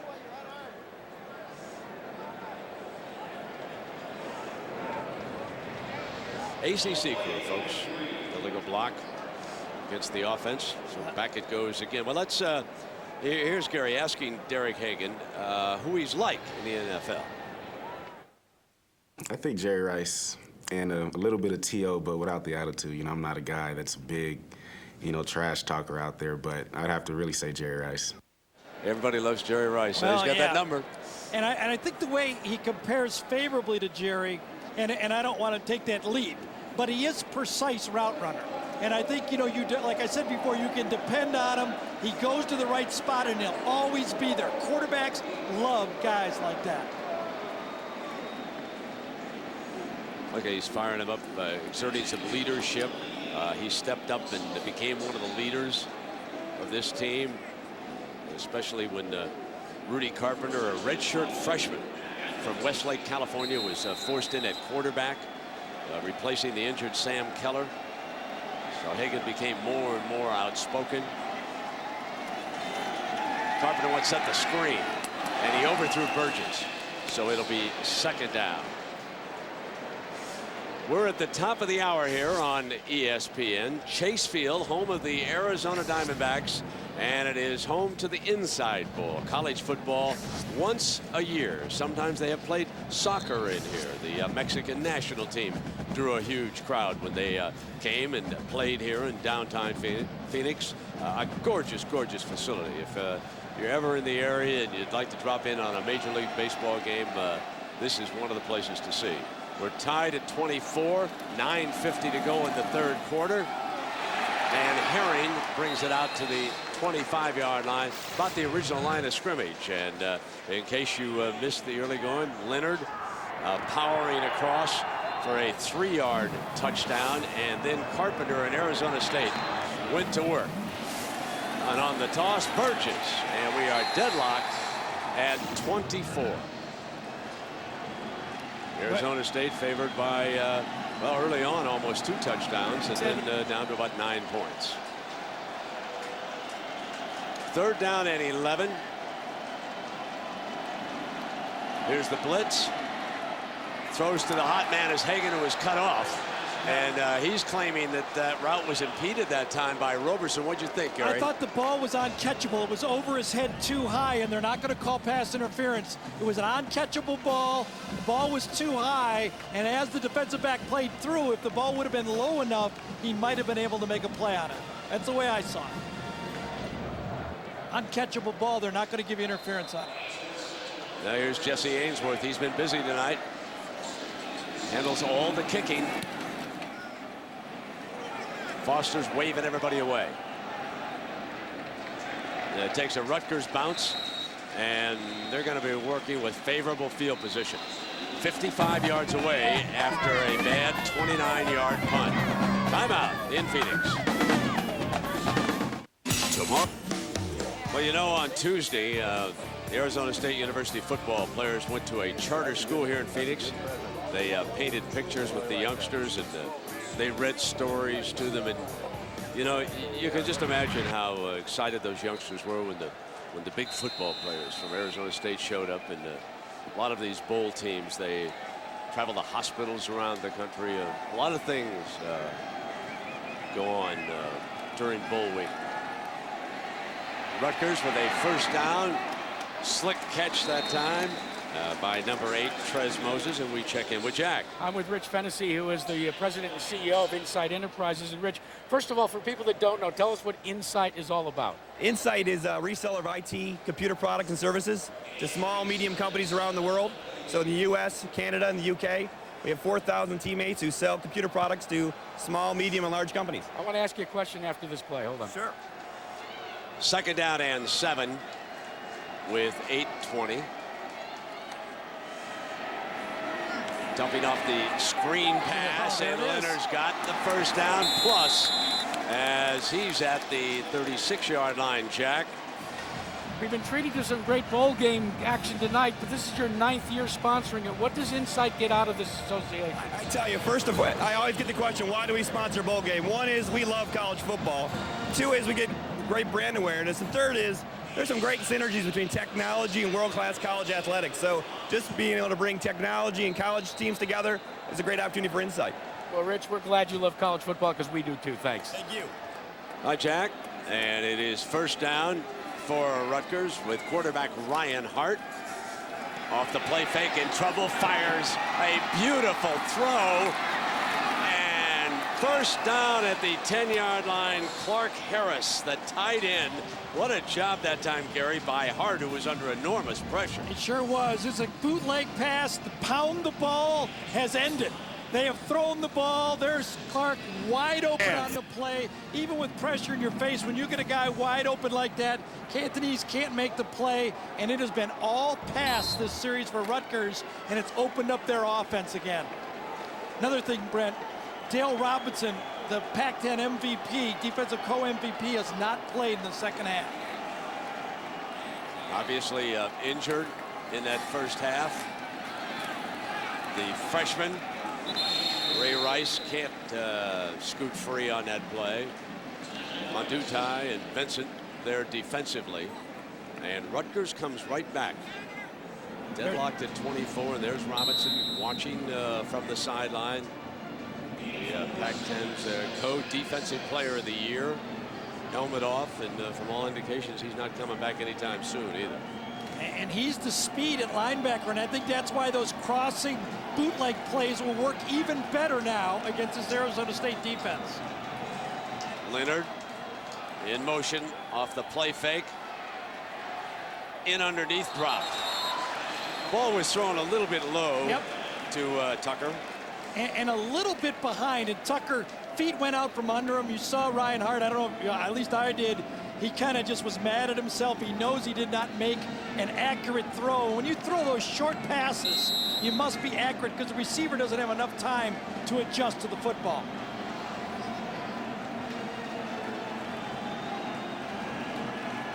Third down and goal.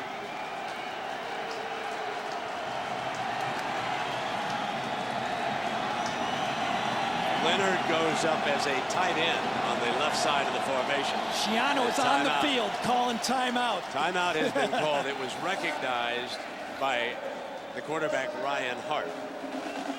Not liking what they saw out there on the field, so they'll take a break. Huge play when you come back. Well, if ever there was a time for a knight in shining armor, this is it. Third and goal. Your first bowl game in 27 years against Arizona State, a school located 8 miles from here. Ryan Hart, the quarterback. The field is spread. Receiver went down, incomplete, and I do not see a flag. So it will be field goal time coming up.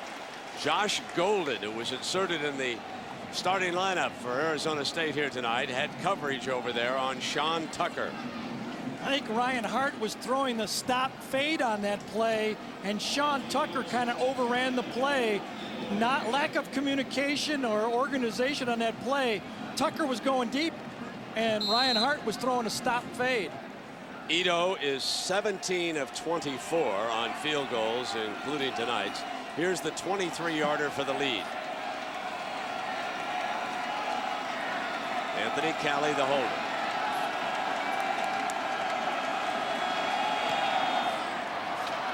(27-24). Rutgers leads it again with 6:52 to go.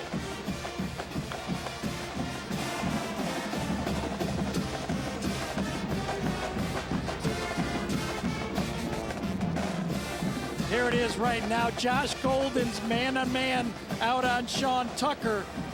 Tucker thinks it's going to be a fade. The ball's thrown behind on purpose as a stop fade, but just a little too short, and Golden did a real nice job of forcing a poor throw. I want to tell you what Arizona State needs now is a cheerleader. I mean, someone who's a hardcore fan, someone who spent a lot of time down in the best pubs. Jimmy Kimmel, why would you leave UNLV to come down here to Arizona State? We ran out of beer, and I had to come here and drain this state dry as well. Did you turn pro early out of college? You know what? I was drafted early. I have a few years. I was told I was going to get to play tonight, and I'm very angry that I feel I was lied to, and I came all the way out here for nothing. Jimmy, you're one of my all-time favorite handicappers. Notre Dame, Ohio State in the Fiesta Bowl. Yes. USC, Texas in the Rose Bowl. Give us your prediction on those two great bowl games. I think Notre Dame wins and Texas covers. No, Texas doesn't cover. SC covers.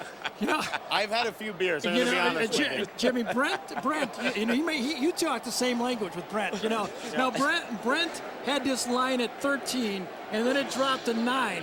When Tony Soprano was announced and you were announced, was that the reason it came down like that? Let me tell you something. I don't know if you watched the coin toss, but it'd be worth replaying because Tony, he gave the referee a look, and the referee gave him a look back, and suddenly they won the toss. Not a coincidence. Jimmy, thanks a lot. Enjoy the rest of the evening. Thanks, I will. I'm going to hang out with you guys the rest of the night. Okay? Right there. Grab a mic. 27-24. Jimmy Kimmel, talk show host and a good football fan, good comedian, worth a couple of laughs. Fielded on the 17 of Burgess. and smacked down. Well, this is the Capital One Bowl week, and we'll double your pleasure all week long, ladies and gentlemen. There's the preview show, and look what we got coming up for you. MPC Computers Bowl, Boise State. It's Boston College, then Michigan, Nebraska. Let me ask you, Gary, Michigan, Nebraska, any thoughts about that? Well, you might call that the hot seat bowl between those two coaches. Callahan and Lloyd Carr have gotten a lot of people on the radio talk shows saying they got to have big years next year. Lloyd Carr would like to beat Ohio State. I know that. Tony Soprano might have known what he was doing going to Rutgers. Huh, folks? Here's Herring on the toss play. Picking up a yard or so, and there's Ryan Neal. 20 tackles for a loss this year and 9 sacks. Gary, what about the NFL with number 91? Oh, he'll play in the NFL. You know what he reminds me of? He reminds me of Matt Roth, the supposedly, quote-unquote, undersized defensive end for Iowa. He might be a little thicker than Matt, but he has that motor that just goes and goes and goes. Isn't it interesting that he wound up in Rutgers playing for Coach Schiano? 2nd down and 8. 6 minutes on the clock. Fake handoff now by Carpenter on a beautiful roll. Got the first down. It was nice play action by Carpenter. Ball at the 45. And let's follow up on Ryan Neal because he was asked by Jack about his decision to go to Rutgers. I'm tremendously glad I came here. You know, just really been surrounded by great people with Coach Schiano and the coaching staff. Couldn't ask for just a better group of people to be coached by. I met my wife here on campus, so I'm glad I came here for that reason as well. Yeah, absolutely, and she's happy too. Yep. 1st down and 10, and again, in case you just joined us, we've talked about it tonight. The enjoyment that these Rutgers players have gotten from attending a bowl game, just any bowl game. It's such a treat. Carpenter under fire, gets it off, and a sliding reception at the 35-yard line. Matt Miller with another catch, and Carpenter takes another lick, Gary. I'll tell you, this Rudy Carpenter has great feet. He feels the rush, and he moves them quick. He's got like Jake Plummer feet. He's not as much of a scrambler, but watch, play action pass. He wants to go deep to Derek Hagen, and then he feels the pressure and moves up into the pocket and delivers the ball right over the linebacker's outstretched hand and right in there. You don't teach being able to sense that pressure, and Rudy Carpenter has it, even as a freshman. 1st down and 10 ball. Just the other side of the 35-yard line for the Sun Devils. Here comes Herring, and off a tackle is going to come back around. Carpenter tries to throw a block. Herring's got a corner to the 21. Shades of Reggie Bush. And there is a penalty flag. Thrown late on the play by the field judge, I believe, down around the 20-yard line.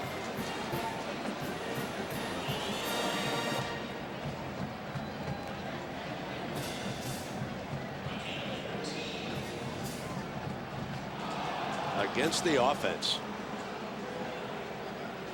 Huh. Had to be a late block after the tackle down there, huh? You know, Herring and Burgess are going to try to run track at Arizona State. Number 17, late hit on the offense. That's the wide receiver. Yep. That's Terry Richardson, and just what you suggested, Gary, a late block, a late hit on the play, trying to clear the way for Keegan Herring. Again, Burgess and Herring are both speed guys. Herring, high school state champ here in Arizona, 10.600 meters, and there he is as a freshman as a running back in a Pac-10. This is 1st down and 10 now.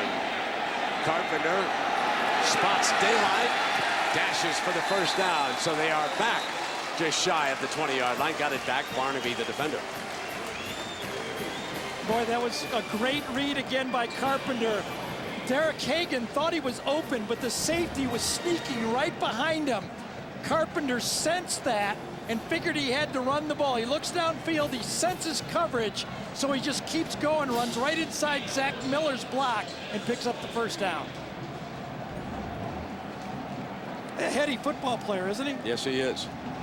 You know, I mean, you're not, when you first meet him, you're not overwhelmed with his measurables, but I've given up on measurables a long time ago. Isn't that the truth? Yep.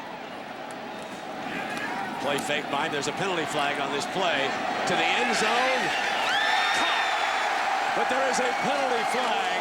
Terry Richardson, who was penalized moments ago, but there is a flag, so hold on.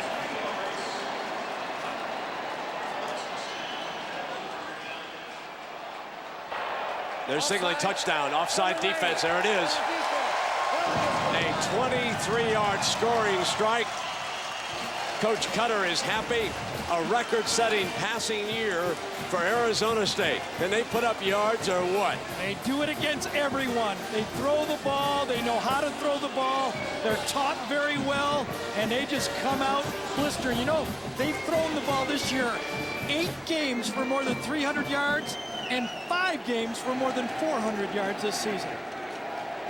Ainsworth, again, if you just joined us, had not missed an extra point this year, still hasn't. And it's a 4-point margin. Now, you know how you do that if you throw the ball 8 times for 300 and 5 times for 400, and they only play 11 games. How do you do that? That's pretty good, man. Well, because every time you go for 400, you get 300. See? You just, it's Purdue math. It is Purdue math. I knew exactly what it was. Take a look at this, Gary. Yep, same play through before, the corner route off play action pass. This one he just lays up. He knows Richardson has got his eyes on the ball, and the cornerback doesn't, and Richardson goes up and gets it. And Jack, we're getting our money's worth here tonight, partner. Yes, Brent, we are, and I should point out to you that both teams had to bring extra footballs to this game. Why? Because it's being played in Chase Field, a baseball stadium, so there's no football nets on the end zones through the uprights. So every ball that has gone through the uprights has gone up into the stands, and some lucky fan gets to keep it. If the score keeps going, we may have to go get some new footballs. Wow, that's... So they're a sellout crowd tonight, 43,536. And again, the first of 2 bowl games here in the Valley of the Sun. Monday afternoon, the Tostitos Fiesta Bowl down in Tempe between Notre Dame and Ohio State. And here tonight, the Inside Bowl between Arizona State and Rutgers. Now, when you think about the Pac-10 and you look ahead to the rest of the games, including the huge national championship game out of the Rose Bowl between USC and Texas, California has already posted 1 victory. Arizona State has rallied here to take a lead on Rutgers. Oregon goes down in the Holiday Bowl, and that's against Oklahoma. This is Foster, the speedster. 25, 30.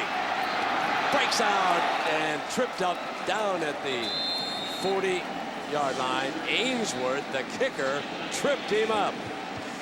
Now, speaking of those games, remember it's Thursday night. Capital One Bull Week at 4:30 Eastern. And Georgia Tech against Utah. And then there you have it, the Pacific Life Holiday Bowl. Dan Fouts and our friend Keith Jackson, Oregon and Oklahoma at 8 p.m. Thursday. So then they'll move up the coast and they'll do the granddaddy between USC and Texas for the championship. Gary and I will move on over to the Fiesta, to Ohio State and Notre Dame. Play fake now by Ryan Hart. Middle, got it. First down at the 40-yard line, Trez Moses. And Trez having a big-time day here, Gary. Yeah, it sure is. It's a crossing route, play-action passes, and all day. Now both teams are doing the same thing. Josh Golden's got a man-on-man, but he makes a critical mistake and allows Morris to get inside of him. That breaks down the defense for the big play. Rutgers is looking at how well Arizona State can throw the ball and says, we have to, it's like a tennis match. We have to hold serve when we get the ball to win this football game. Last team with the ball might win it. Now that we're sitting on a 4-4-0-4. That's Baker who came in motion. Back with the freshman running back. And Ray Rice here tonight was closing in on 100 yards. There's a wonderful future ahead of him. He's 5'9", 195 pounds. Rushed for better than 1,000 yards. Had 4 100-yard games. And a couple yards shy of it right now. 3:30 to go. The running game, keeping the ball away from Carpenter and the Sun Devils' high-powered offense. 2nd down and 8. Harris to the right side of the formation. And timeout. The clock was coming down, and because of the clock problem, they'll use a timeout. And now Rutgers down to its last timeout. Not as big a factor as it would be, of course, in the NFL, because a first down stops the clock. Yeah, it's a double-edged sword in the NFL because you need them to challenge in the NFL. Also, every play here is under review automatically.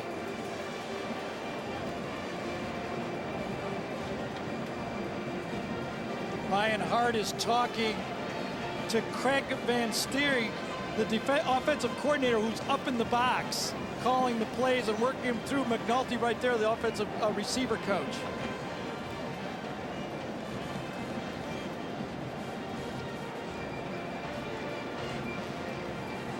Schiano, the head coach, learned at the knee of Joe Paterno, thinks the world of Joe Pa and the staff back in Happy Valley.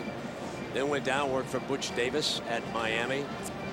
He's offered the job at Rutgers, and certainly has learned well off of all of those coaches. I think he learned a lot working for Dave Wannstedt with the Chicago Bears too. Dave Wannstedt's a great defensive coach, and when you get up in that NFL, it's wall-to-wall football and learning, and he learned a lot of good defensive football from Dave Wannstedt too. I agree, Gary. Dave, now the head coach at Pittsburgh of the Big East. He's probably sitting back rooting hard here for Rutgers in the conference to pull the upset. 2nd down, play fake, stepping up and dropping off the middle, and it looked like that's going to be interference. The freshman running back was being ridden down by Manutai. I don't think there was any question about this. The ball hadn't even reached him, and he was being tackled. And when you weigh 265 pounds and you're playing because Dale Robinson isn't, you have a tendency to grab on the guys because you don't trust your speed. Number 44 is out, not likely to return tonight. Yeah, Manutai is 6'2", 265, and when you're matching up in pass coverage without that guy on the field, sometimes you just grab. And Coach Cutter is unhappy about the call, and coming back now closer to the players on the sideline. He had gone downfield to talk to one of the officials directly alongside the line judge right now. Play fake, throwing wide open and just a little bit short. There was enormous pressure that time. Darley, number 99, broke in on Ryan Hart, and he upset the play. Actually, he saved a touchdown because Brian Leonard, no one covered him on the play. Leonard goes out. Darley makes the play. If he doesn't get there this quickly, runs right through Rice's block. That's what broke down the play. Look at, no one covered Brian Leonard on the play. If Ray Rice could have got a piece of Darley, it would have been a touchdown. 2nd down and 10. Here's Rice pounding to the 30-yard line. Vincent with the stop. Well, I love the way he uses his body to get those extra 1.5 yards, 2 yards at the end of every run. He's not a finesse freshman running back. He is a power running back. When I was making my game plan, I said, Rutgers must run it. And Brent says, I think they should pound it. And I go, come on, they got a freshman running back. I want to change it to Rutgers should pound it. Ware checks in, Gary, as a 5th defensive back here in this 3rd and 3. And Leonard runs to daylight, but there's a penalty, so hold on. He's pushed out of bounds inside the 10-yard line, but there is a flag thrown from downfield on the play. It's going to be a wide receiver coming in on a block. I think it was Willie Foster, the wide receiver, coming in on a crack. What great feat by Brian Leonard again, jumping in the hole, kind of like Mike Allstott, and getting out to the outside, pushing the back. Okay, but that was just vintage running by a single back right there. Block in the back above the waist, number 4 on the offense. 10 yards. Repeat It was a wide receiver. It was Sean Tucker instead of Willie Foster. I thought it was 84. It was 4, and you could see it. A shove in the back on Golden, and that's really what broke the play. Good call. Officials have done a nice job tonight. 31-27. Arizona State leading it by 4 and 2:14. And Rutgers with 3 wide receivers. The tight end, and back in the shotgun goes Ryan Hart. He's thrown for 280 yards here tonight. He'll be looking for more. Got it. Fumble. And they'll wave it off. They'll wave it off. Incomplete pass. Good call for the far side. Mike Davis Jr. jarred the ball loose. All-out blitz that time from Bill Miller. He brought the house. Came with an 8-man rush. Ryan Hart threw the slant. That's exactly what he should have done. And now Greg Schiano has a decision. It's a little long for a field goal, a little close for a punt. All-out blitz. Perfect throw on the play. That ball should have been caught. Let's see what the call is. Ryan Hart's still on the field. The field goal kicker is on. They're down by 4. A long field goal. Callie, this is a 52-yarder for Callie. He's had 6 over 40. Got it up. Good. The sophomore from Redlands, California, makes this a 1-point game with 2 minutes to go in the 3rd. His career best was 51. He beat it. He made it by a lot, too, didn't he? Oh, that was a beautiful kick. Yes, it was. Controlled environment inside, of course, helps the kickers, but 52, folks, is still 52. That was beautiful. Both kickers in this game, excellent kickers. As Brent said earlier, neither has missed an extra point. Both are very steady. Rutgers didn't get what they wanted, a touchdown. That penalty really cost them, but they did put points on the board.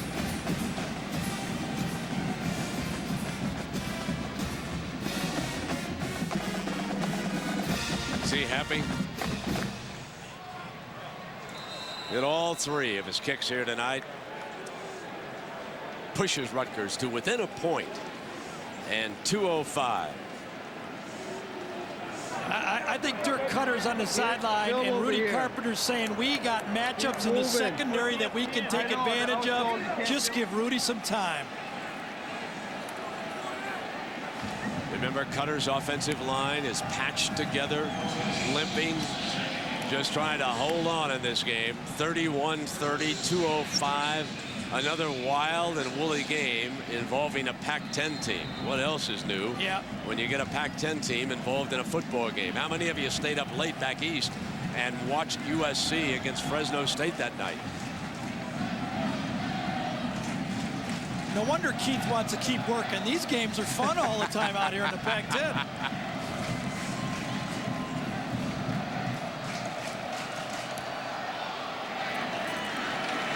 Richardson driven back to the 1. Brought down at the 15-yard line by Glenn Lee. A Sports Center 30-30 coming up, and let's send you to Reese Davis. Reese. All right, Brent. Tony Dungy called his son a good young man with a compassionate heart. And today, the Indianapolis Colts head coach said goodbye to his 18-year-old son, James. Funeral services in Florida for the younger Dungy, who died of an apparent suicide last week. Much more on this story coming up on Sports Center after the game. ESPN News, always on. Thank you, Reese. And Gary, you and I remember James Dungy coming with Tony when we did a playoff game with Indianapolis and the Jets. Our thoughts and prayers go out to the Dungy family here tonight. First down and 10. And the running back is Herring back on the field. He's shaken off a couple of injuries. Pushed back by Ryan Neal. And we check in with Jack Arute. Guys, no question that Rudy Carpenter has been beat up. Take a look on that left ankle. They put some of that black tape on, trying to disguise the fact that he's had to take that stiffness in that ankle and try and get it a little more mobile. One of the things about Rudy Carpenter, he does whatever it takes. At the end of spring ball and during the summer, he was only 170 pounds. So you know what he did when he enrolled here? He went on a cruise for 7 days so that he could gain, are you ready, 30 pounds. 30. That's good eating on that cruise, Jack. Second down. There's a fake. Carpenter to the middle. Got it out of crossing pattern that time. Lewis coming across, number 82.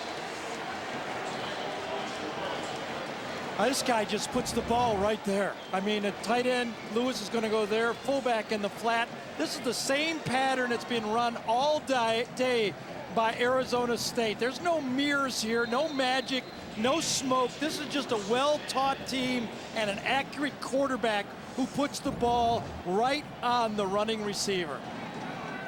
There you are. The record for freshmen, 22 more yards on that last one. First down and 10. Hands it off this time, and daylight for Herring. He'll be out of bounds at the 45-yard line. And talking about Rudy Carpenter, Gary, I knew asked him about his strengths, and this is what he said. I think I'm a very accurate passer. It's just one of those things where you know, I don't always throw a tight spiral. I don't know, it might go be end over end, but I mean, it's going to be there, and that's one of the things that I really do rely on, especially when it comes to fitting balls into coverage. You know, the one thing you want in a bowl game is two teams who show up and play hard, and that's what we've had in this one here tonight. First down and 10 of the Inside Bowl. Arizona State nursing that 1-point lead. Toss to Herring. Daylight. He just bore toward that yellow first down marker. Got about 9 yards on the play. It's the final seconds now in the third quarter. How about Rudy Carpenter? He set a record for touchdown passes and yardage as a freshman. He's only started 5 games. Isn't that amazing? And Sam Keller has thrown for 2,000 yards this year. That means they've had 2 quarterbacks throw for 2,000 yards in the same year. And a Rutgers defensive back, Derek Roberson, is down. And this is the 7th time in 12 games that Arizona State has topped 500 yards of offense. They have 516 yards here tonight. Rutgers has an impressive 434. We move toward a grand, and we're going to hit it in the fourth quarter. And Arizona State has given up 500 yards in 5 games, so they're going for 6. I was trying to give it the positive spin, you know, well, the Tempe spin. Positive for us. I'm enjoying a football game. Hey, tomorrow's golf day. Before we go watch the Irish practice a little bit. There we go. We're going out to play some golf. Brent and I'm not going to say anything about the. Let me just put it this way. I got to get a good drive just to get it past Brent's tees. Folks, you win your matches on the first tee, you know that. All right. I'll tell you, Dirk Cutter has found something with his toss sweep game too. It seems like Rutgers is stacked in the middle of that line, really thinking about getting pass rush, and they're just circling the defense with the toss play. Dirk has coached 7 different quarterbacks that have played in the NFL. Matt Hasselbeck, Dirk coached at Boston College when he was an assistant coach under Dan Henning, where he said he learned a lot of this tight end offense. Second down. Need just a yard to get the first. Herring didn't get it, I don't believe. Great tackle that time by number 90, Jamal Westerman. Wait, Westerman got that tackle that they're starting to call illegal in the NFL, the horse collar. Yeah. The Roy Williams special. Yep, and there's nothing that could have stopped this play but reaching out and grabbing whatever you could, but it was the horse collar that got him down. Did he get the arm in the pads? That's the. It might have just been the jersey. Yeah, if it's just the jersey, they won't call that on. That's half a horse collar. Capital One Bowl Week rolls on. The Inside Bowl, a 1-point game. And the money corner between Arizona State and Rutgers is coming up on ESPN. The Rose Bowl game presented by the Inside Bowl HD on ESPN tonight, and it has been a dandy. 61 total points, 31-30. We start the fourth quarter. Arizona State with a 3rd and short, just shy of the Rutgers 35-yard line. And you can see Neal, the big defensive end, switching over to the other side of the defensive alignment.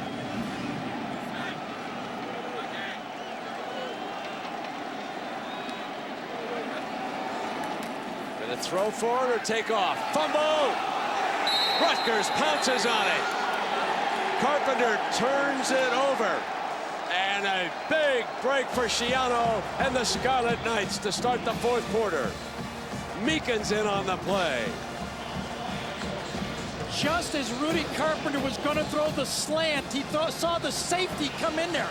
When he brought it down, he tried to run it for the first down and bumped in. It was one of those plays that was stopped in the secondary, and that's what happened. I got to ask you this, partner. I know they've got a high-octane passing attack. I don't get that one either. I mean, you're short of a yard just to get a first down to keep it moving. You got pretty good running backs, so why wouldn't you run the ball? Well, in hindsight, I'm going to run the sneak on that one myself. Yeah, I was surprised, but I'll tell you, it was a great play by the safety, taking away the slant to Derek Hagen that caused that fumble. The blitz by Arizona State. Coach Miller coming again. Complete. Drills a beautiful pass to the 35-yard line, hitting number 4, Sean Tyus. You know, the young man has played a big-time game for Rutgers here tonight, Gary. For a guy, Ryan Hart, that it was benched this year, and Mike Teal was supposed to be the quarterback of the future, when he got his chance, he was ready to play, and it's paying off for him tonight. He's playing a great football game. Yeah, because Arizona State was really coming after him on that play, and he just drilled it, rolling hard down to the right. First down and 10 as a result. Ball inside the 35-yard line. Rutgers down a point. The long handoff, and the freshman Ray Rice out of New Rochelle, New York. Well, everything you want to know about Ryan Hart, you just ask Coach Schiano. Here's what he says. He just has a certain been there, done that attitude that, hey, relax, guys. If something bad goes down, you know, we'll get it fixed. And, you know, that's what we haven't had around here. Tough kids, folks, out of the Northeast. That would be an easy way to describe what we've been looking at here tonight. Rutgers a heavy underdog. 2nd down and 7, trailing it by only a point. And here is Leonard. And that time he could not break down the defense as Catanese, the safety, who's had 100 tackles plus on the season. Yeah. Holds his ground. Kennedy's a junior college transfer. He's a big-time 225-pound hitter. Only going to get better as he learns that he was a high school quarterback, and he's learning how to play safety, but he's a real fine athlete. See, I gave him credit for that tackle. I gave him his 100. Got his 100th tackle. There you go. We're ahead of our own guys. Third down and 6. Second time in the game that Rutgers has gone empty, just a quarterback. Line holds, almost intercepted. One of his few bad throws of the night, but Manutai could not hang on, and that one easily could have been picked off. Yeah, that was another one of those miscommunications. The receiver stopped, and Ryan Hart thought Moses was going to keep going, and that's why that was a lack of completion on that play. Well, can Ito do it again? Short time ago, the 52-yarder pushed him to within 1. This for the lead. Harris will snap this one. Callie will hold it. This is a 48-yarder. Already a 52 in the books. Now for 48 and the Rutgers lead.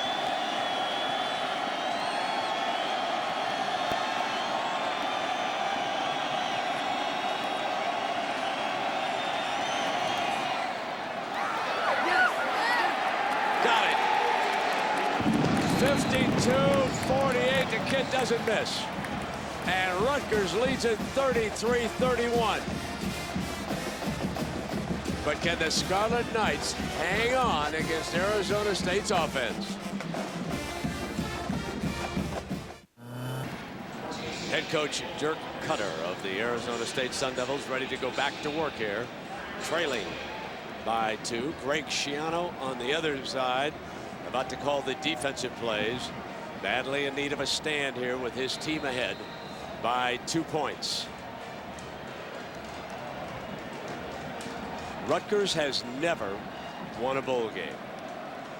Their only previous appearance was the loss to Arizona State 27 years ago. And now with 12:56 away from a little of Rutgers history. They're familiar with football history up there. Richardson from the end zone is coming out short of the 25-yard line. Now here is the key play of the game so far. Rudy Carpenter going to run for it. The fumble is forced. And this year, folks, that Rutgers defense had 12 fumble recoveries coming into the bowl game. They are so alert, pouncing on fumbles. And that goes down as a sack also on that play, the first of the game for Rutgers. And again, it was a coverage sack. Rudy was ready to throw that ball, saw some red flash across, pulled it down and fumbled the football.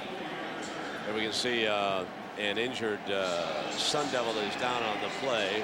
That's Cornell Candidate. Some of you may remember Trung Candidate, an outstanding running back from Arizona. That's his one of his younger brothers down on the field. And he has already had one severe knee injury in his career, and let's hope it's not another. He came in as a fast player and he's got hurt. There's Sam Keller, the starting quarterback right there at the beginning of the year. Speaking of injuries. Yeah, that was a big one. Look at that, another 2,165 yards and another 20 touchdowns. He had 9 interceptions, 5 of them in one game against USC. You know, the one game he did play that Dirk Cutter said he would like to have over is Stanford. He played with a bad thumb before he knew he needed surgery on it. Probably should have gone with Carpenter in that football game because he was just gutting it out. After the Stanford game, he called all the seniors into a private meeting, then had a team meeting, cleared the air, went on for a long time, and the team turned things around, even though they did lose to UCLA late, and they had to beat Arizona to qualify for this bowl game. So here's your matchup now. Cutter and Schiano are about to go head-to-head. Defensive coordinator, offensive coordinator, matched up, 2 head coaches.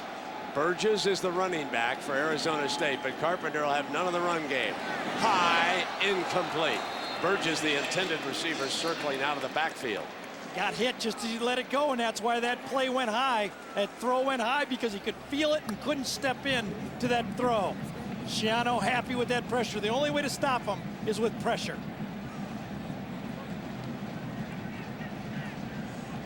Carpenter banged up.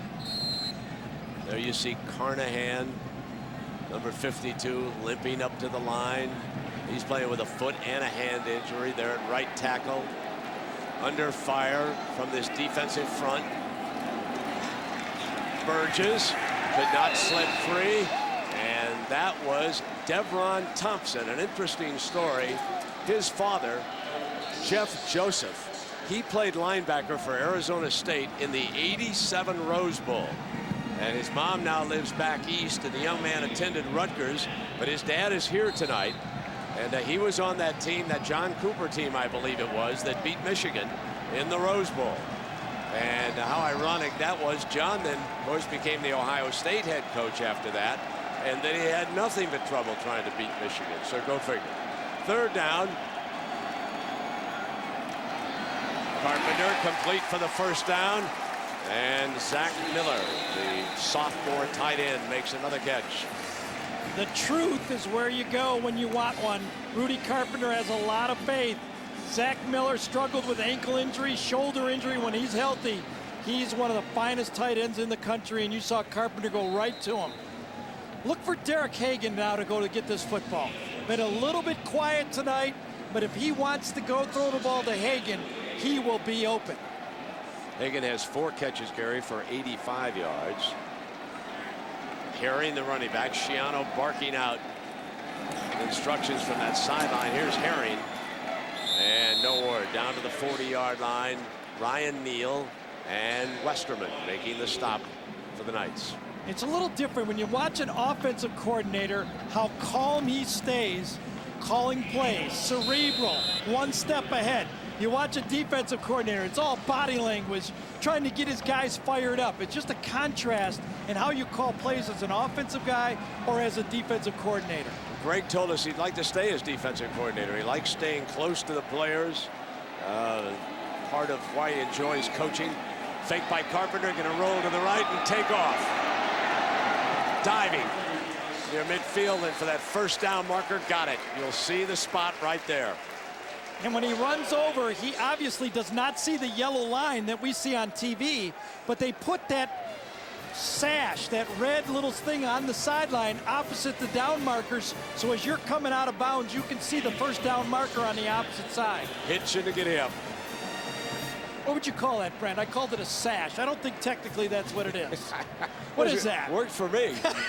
What would you call that? A little marker down there. A little there. marker. That's Northwestern. The little red yeah, marker, okay? First down and 10. There's that screen being set to Burgess, and he runs behind Carnahan. Cuts back, slips a tackle, and Burgess is to the 27-yard line, and Schiano unhappy about Burgess getting free of his defense. That's that slip screen, and you got to give it to Andrew Carnahan. This guy is limping, struggling with two hands that are hurting, and they call a slip screen to his side, and he's running down the field. Didn't you tell me he was a woodworker? A woodworker he is, and you know, the way he's been struggling through this football game and playing with all those injuries, he's going to say, you mean all I got is a lousy watch from this game for all this thing? I got to get more than a watch. Schiano yelling pass out. Read it perfectly. Penalty flag on the play. Hagen touchdown, but there's a flag, and it's thrown back in that holding area. So hang on, everybody. This one could be coming back. Yep. Carpenter's really lucky that this ball wasn't intercepted. He underthrew it, and Courtney Green should have picked this football off. Number 62 on the offense. 10 yards from the previous spot. Repeat first down. That's Brandon Rudd, their fine guard, young man from Hawaii. He would be the left guard right there. Let's see, he pulls him down. He falls down, he pulls him down on the play. That's an easy call. Look, I thought this ball could have been intercepted, and Green just couldn't quite get there. The ball was a little underthrown, but Hagen's again uses his body to shield the football. Yes, he does. Well, now it's 1st and 20. Arizona State trails it by 2. 10:23 to go in the inside bowl. Herring trying to stretch the D, and he's going to get thrown for a big loss. Geralt, the safety, number 43, cleaning up for Schiano. Zach Miller's down. There are phenom tight end who struggled all year with injuries, went down on that play. Remember, he's had ankle and shoulder problems all year.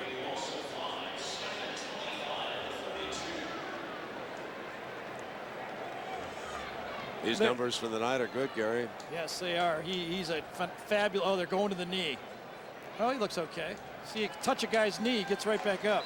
Don't be touching my knees. Exactly. Those are my money knees. Here he comes. Now, I've heard this said from some quarterbacks. I've never really experienced this myself. When you get backed up like this, you go, good. More chances to get more yards. Guys like Fouts used to say that. You know, I used to say, oh, no. There's a call for you right now during this timeout. I think it's Fouts. He wants to talk to you about that timeout. At Insight, we ESPN College Football. The Insight Bowl is brought to you by Insight, provider of IT solutions for the way you work. And in part by the all-new 2006 Jeep Commander, the most capable 7-passenger 4x4. It's your world. Take command. And the United States Army, an army of one. 2nd down and 25 for Arizona State, trailing it 33-31. 10 minutes and 8 seconds left in regulation here in the Inside Bowl in Phoenix. Got an open receiver. Battle for the ball. Touchdown.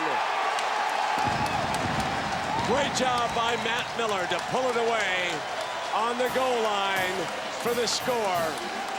He was tied up with Geralt, and he won it. It looks like Dirk is going to go for two. Deep ball again by Rudy Carpenter. He reads it, it's zone coverage, gets behind the safety, it's underthrown, but you go up and catch it and fall into the end zone. Miller, his second touchdown, he had 3 of them against Washington. You can see there's just plays all over the field for Arizona State. They will go for 2. Leading it 37-33. Burgess is the running back.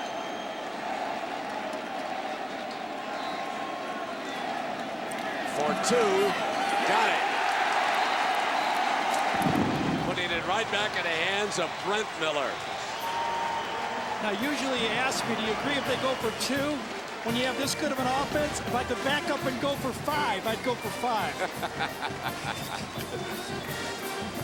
Just a little stop out, this time to Brent Miller. That would have been Zach Miller, but it's Brent, the younger brother, that gets it this time.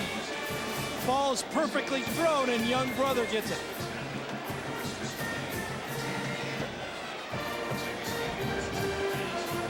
Zach Miller got hurt on that blocking play on first down. Remember that. 1,000 yards of offense here tonight. Here is that injury.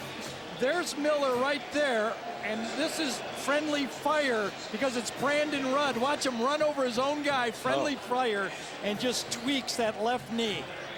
Jack, what's the report down below? Well, you can expect Zach Miller to go back out. What the athletic trainers did is they outfitted him with a knee brace on that knee, and he's been walking it off as we speak, and he's been cleared to go back out on the field, guys. And Brent's over there with him right now. And Cutter's high-powered offense doing it again. 595 total yards. 467 for Rutgers. Still almost 10 minutes to go. 72 points scored here tonight in the Inside Bowl. There's your total yardage numbers. Jeez. And now can the Arizona State defense hang on here against Ryan Hart? Hart has thrown for 300 yards and 2 scores for Rutgers. Well, and Rice rushed for 100 yards. Rutgers has only scored 9 points in the second half. Their inability to put touchdowns on the board is why Arizona State's ahead. This will come out to the 20. No, he's going to run it out from deep in the end zone.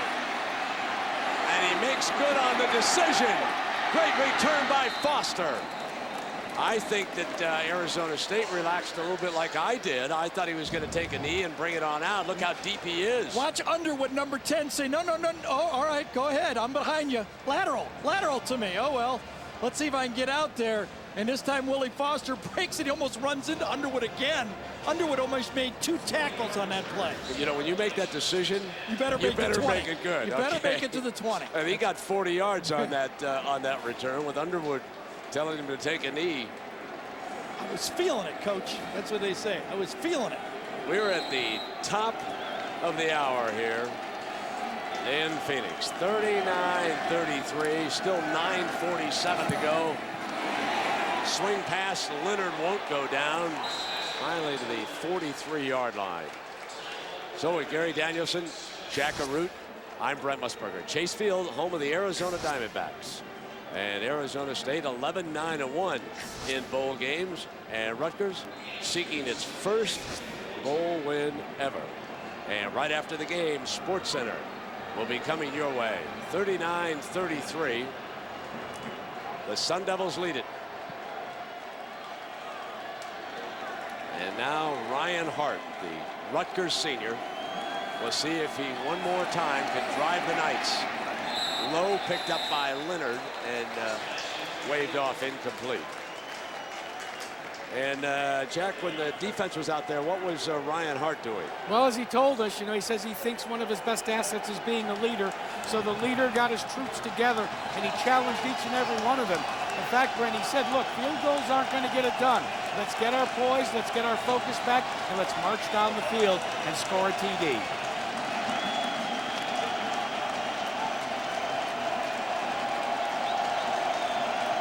Third down. Here they come. And the line pulled out that time. I think Rutgers anticipating it. Jeremy Zutov might have pulled out a little early on it. I think the crowd affected that play. This is the noisiest it's been all game. Number 77 on the offense. Well, Sosa and Zutov pulled out on that side. Yeah, you could see Hart trying to really use his voice there to try to get that to his center and offensive line. They need to go silent count if they have it.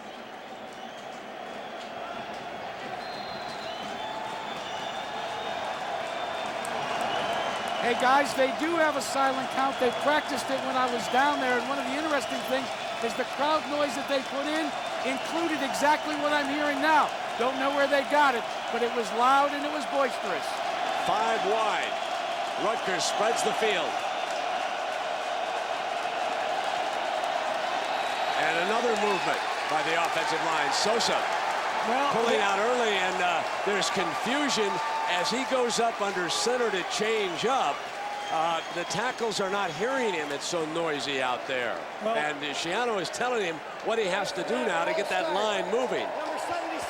Ryan Hart went silent count. The offensive line didn't.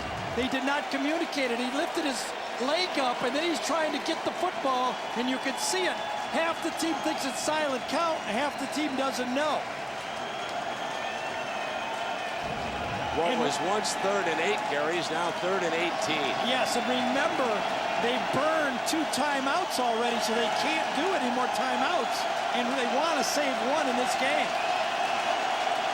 It may not be their home field, but it is their home crowd advantage right now. And Hart throws to Flint, almost intercepted. Incomplete, and Jeremy Payton had a shot at that, but he at least defended it. And Rutgers is forced to punt, trailing by 6. Ryan Hart throws this football blind over the middle of the field. He tries to make a play. This is one of the mistakes you made. Look at this. He throws it right into total coverage. He's lucky to get away with that one. That should have been intercepted. Radigan, the junior from Hoboken, back to punt.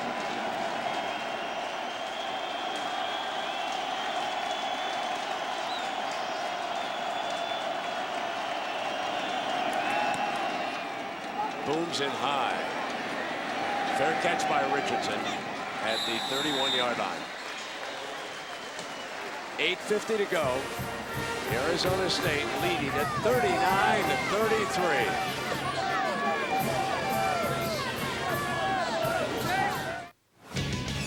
Coming up on SportsCenter, LeBron and Vince in a battle. Found these drawings I made last year. It's holiday magic at Brookfield Zoo. Remember all the great things we did? And the lights. The lights were everywhere. It was so cool. We have to go again this year. Holiday magic at Brookfield Zoo. Happy lights, happy nights. Well, Team MASH back on the field for Arizona State. Carnahan, Miller, and Carpenter are all limping and wounded out there. 3 wide for Arizona State. Up 6, 8:51. Herring picks up about 3. And a reminder, of course, right after this game, SportsCenter. And we can take a look at the storyboard coming up. The race for Reggie Bush, the Heisman Trophy winner from USC. Ron Artest's future in the NBA. And remembering the late James Dungy, son of Tony Dungy. The race for Reggie Bush, there's a big game this week. Houston, the leader in the clubhouse, has San Francisco. San Francisco may have let it fritter away by upsetting the Rams and knocking some of us out of a suicide pool. 2nd down on a fake.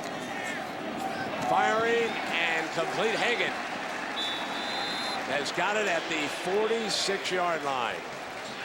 This is what Derek Hagen does so well. Getting hurt is not one of it. Coming back to the football.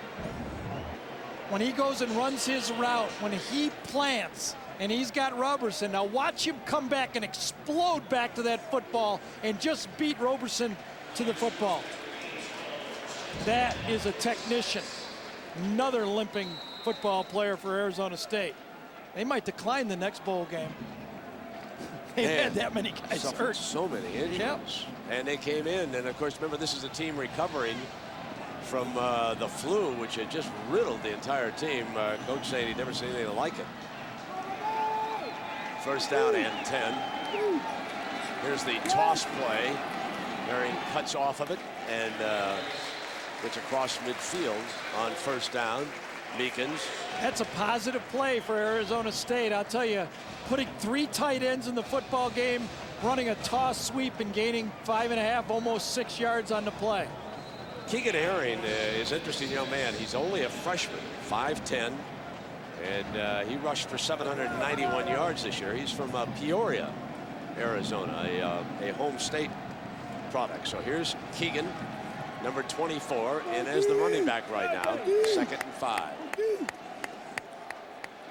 A fake to him. Neal slipped, trying to get there, wide open.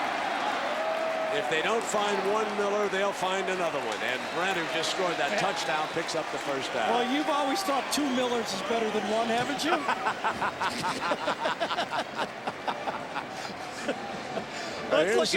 Here's, you know, including, you mentioned Arizona State a long time ago as one of the teams to watch I really next think year. with Keller coming back, they've got 3 transfers in the defensive line. Now add 3 football players on the defensive line for Arizona State.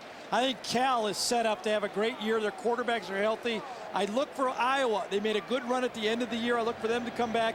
And Oklahoma, their quarterback's ready. I think these 4 teams, and I think the 3 Florida teams also will be back. First down and 10. There's a penalty flag on the Herring run. Thrown here on the side by the line judge. So we'll sort the penalty off against Rutgers, offside on the play.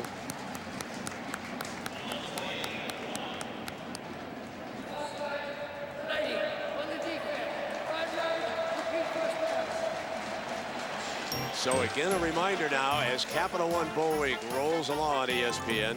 Boise State, Boston College this tomorrow, and then Michigan, Nebraska. 2 powers in the MasterCard Alamo Bowl down San Antonio way. Friday afternoon, Northwestern plays UCLA. And, they might have more points in this game, huh? Yeah, they'll put up a few points, those 2 teams. First down and 5. Burgess back on the field, shakes a tackle. First down for the Sun Devils, up by 6. Well, this is back-to-back years for Arizona State. They came back and beat Purdue last year in their bowl game, and now they're really look like in control of this football game by going for 2 and a 6-point lead. A field goal makes it a 9-point game. So I look for Dirk Cutter. I know he feels like he can throw the ball comfortably anytime, but I look for him to know he's got that field goal in his pocket. He might be able to put the game away with a field goal. Another 8-10 yards, he'll be in that chip shot range. A pair of tight ends. Jones is only wide. Here's Burgess, cuts to the middle. Burgess just shy of the 15-yard line. It'll be 2nd down. The Rutgers defense may be tiring. I think that's a great point. They came in here with a lot of emotion. When you have that kind of emotion early in a football game, it wears you out. You expend a lot early. Arizona State throws so much. You've been chasing Carpenter all over. It's, hey, it's been a great battle for Rutgers. Win or lose, they're winners in this football game. Absolutely. Their program, this is a huge game for Rutgers' program. They might be trying to get Derek Hagen to a touchdown in this game. He had a 1 call back, but right now content with Burgess. Daylight. He's inside the 5-yard line. Up by 6 and looking for 7. 2 great running backs. Well, 2 methodical, quick running backs. I don't know if great is the word, but Burgess is a little better than I thought. They said he was what do they call him, a Reggie Bush. He's that style. He's not as explosive as Reggie, but he is that style. 2 years ago, he was a wide receiver. With injuries, he had to come back and play tailback, and he's paying off. First down and goal. Toss, Burgess. Battles his way for the touchdown. Tough run by Rudy Burgess. the sophomore from Edwards, California, a converted wide receiver. Got to go for 2 again on this play because it's a 12-point game. Here's Burgess. Takes it to the outside. The toss sweep has been good for Arizona State. And Burgess again just read the blocking, stayed patient, and strung it out into the end zone. You got to go for 2, and it's a good call. Dirk Cutter's right on all night. 660 yards. They put up 700 against Northwestern, but 659 against Rutgers.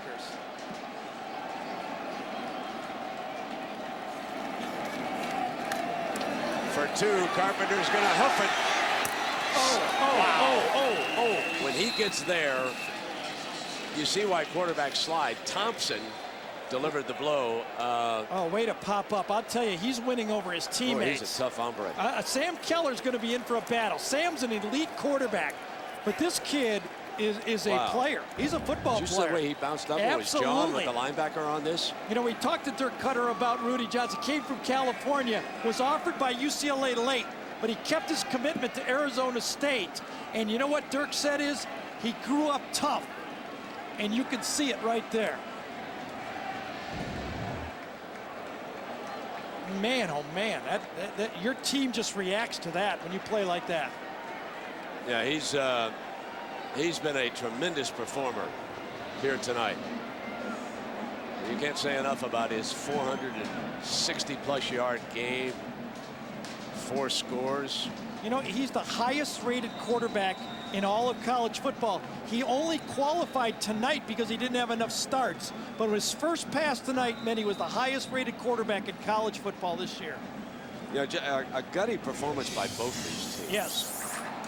He's only thrown 2 interceptions all year. That's phenomenal. Coming off the bench, a redshirt freshman out of Westlake, California. Game 8. He replaced the injured Sam Keller. What a quarterback duel they're going to have. Yes, they are. Down here in the desert. And look at him with his offensive lineman. He's just said 4 minutes. We may have to go again. And look at it. All the coaches are congratulating those offensive linemen who have fought through a year when they've lost so many players. Carnahan limping through a football game. You can't leave the field when Carnahan stays on the field, can you? No, exactly. Gut check time for the Sun Devils as Rutgers came here determined. And sort of a pooch kick, which will be fielded and fair caught at the 24-yard line. And that's where Rutgers will put it in play. Trailing by 12 now at 4:26. And as soon as we finish, we'll be going right to SportsCenter. And one of the stories for you Pac-10 fans will be about Reggie Bush. One more big game. Reggie and USC against Texas, the most anticipated championship game that I can recall. And then down here, Gary and I on Monday will have the much anticipated Tostitos Fiesta Bowl between Ohio State and Notre Dame. 4:26.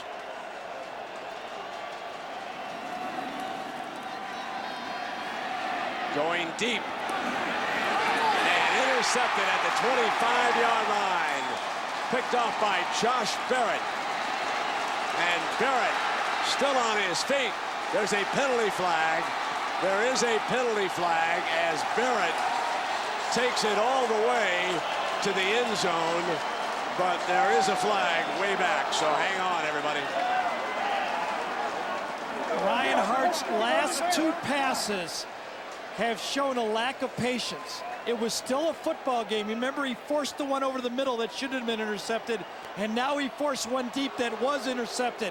He still had time to march the ball down the field, go for an onside kick, and do it the right way. You didn't need it all in one play.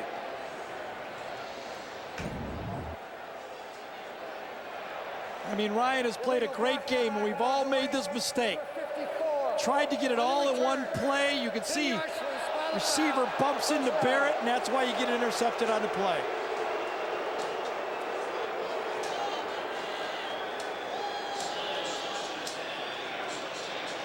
All that return for naught, pushing them back, and Arizona State's defense puts their offense back on the field.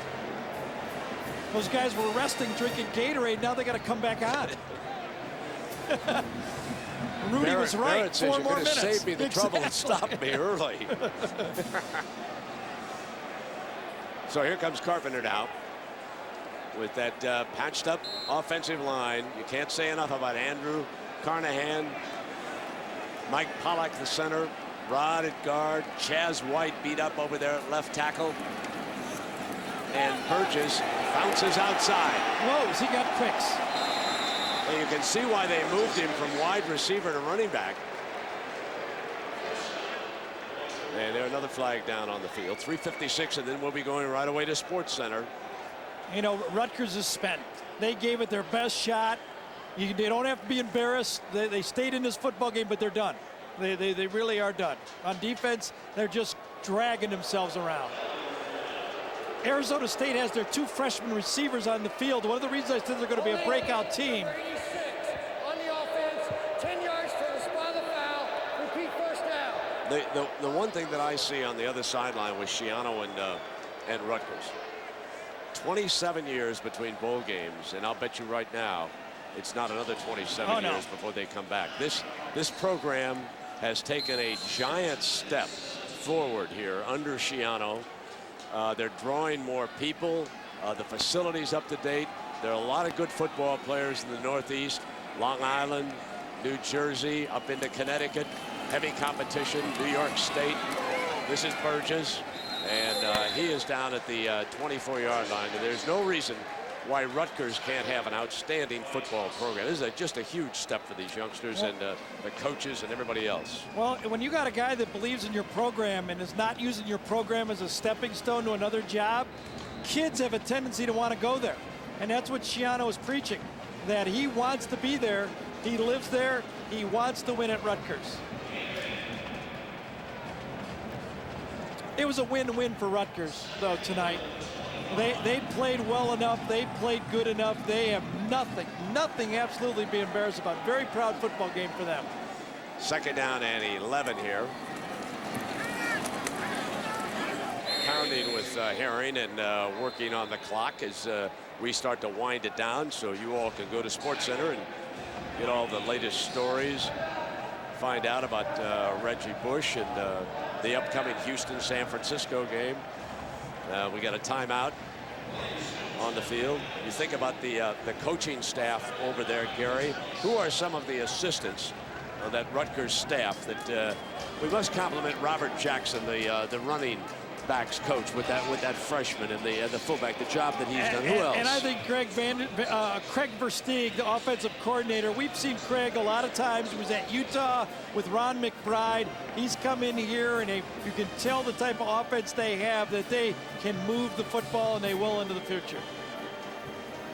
And the other person that we want to congratulate is the director of athletics. I've known him for a long time, Robert Mulcahy. He helped with the Meadowlands. I can remember when the NCAA was reluctant to put a Final Four there, and Bob, he just stuck with it. He said, "I'll get the tunnel closed. I'll get the tunnel closed. It'll be one way the night of the you come over for the Final Four," and he did it, folks. And he's doing a great job up there at Rutgers. And now on the Arizona State side, Jackaroot, they're going to lose an assistant coach. Tell us that story. Yeah, they're going to lose Mark Helfrich, who's been around with Dirk Cutter for so very long. He, of course, the quarterback's coach. He is playing or coaching his last game. He's moving to Boulder, Colorado to become part of that new staff for the Buffaloes. Interesting to note, though, that ASU and Colorado have never played, but they will next year. That game was scheduled 10 years ago. That is fascinating, Jack. I didn't realize that. So the Inside Bowl appears to be headed right down about 8 miles from here to the campus at Tempe, and the Inside Bowl will be moving down to Sun Devil Stadium next year as the Fiesta Bowl moves to Glendale. Incomplete, and on 3rd down, Arizona State doing what they always do, throwing the football. Well, they needed a first down. Why not? Still, listen, this game's not over. Arizona State has had 4 punts blocked this year, 3 of them for touchdowns, 2 against Stanford, and really lost that football game against them. So, you never know. There we go, Jesse Ainsworth. That's how Jesse got in there. The other punter had them all blocked. They're coming. He fired it out of there. Fair catch, and it hit a Rutgers player. But it is recovered by the Knights. And I think it might have hit Underwood in the helmet. Underwood and Foster are together again. Once on the kickoff and now on the punt. 2:51 to go, and they need a quick strike, onside kick, and keep coming. Well, that's what you got to do. And really, if you and it hit Underwood right on the head, it looked like, didn't it? Foster, the kickoff returner and the punt returner. How about he came out of high school 5'9", 145. And Shiano said, I'm looking for speed. That is speed. You take speed at 145. Now, speaking of speed, Tucker, number 4, is to the outside for Ryan Hart, the quarterback. Timeout has been called by Arizona State here.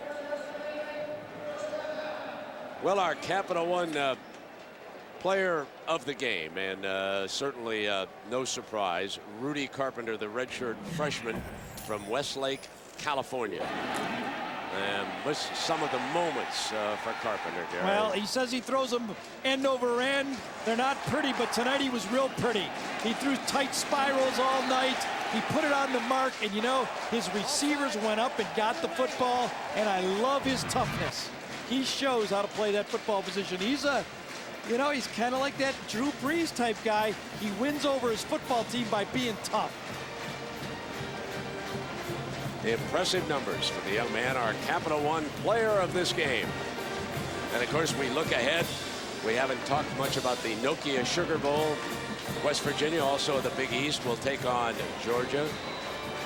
Then down in the FedEx Orange Bowl, the battle between Joe Pa and Coach Bowden. Now, Joe Paterno and Penn State against Bobby Bowden and Florida State. So all the big games still ahead of us. First down and 10 now, 2:51. And Hart looking for that quick strike. That's better. That's what he should have done last series. Using Harris out of bounds on that far sideline. Lead is 12 right now, 2:45 to go. Arizona State is going to be willing to give up yards for time. Rutgers has to move it down. They need to throw passes for either out of bounds or first down so they can still have time, if they score, for an onside kick. 3 wide for Rutgers.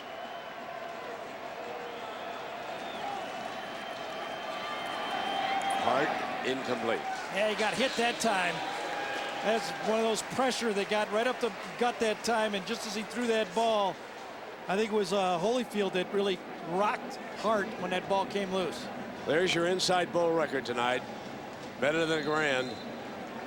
1,146 combined yards. And of course, this used to be played down in Tucson and was known as the Copper Bowl. And when the John Junker and his group in the Fiesta Bowl purchased this, they moved it here to Phoenix. Third down, sets the screen, and here's Leonard looking for the first down, can't get it, and Jamal Williams, an impressive performance by that linebacker tonight. He really has done a good job. You know, Dale Robinson got hurt. He did not play the second half. Jamar Williams forced a fumble on that one running play. He's probably been the most consistent football player. He's a speed linebacker. 44, 4, and 5 make most of the tackles for this football team. There you see number 4 with another one. A 4-hour football game here tonight. 4th down and 2, and still not finished. 2:35.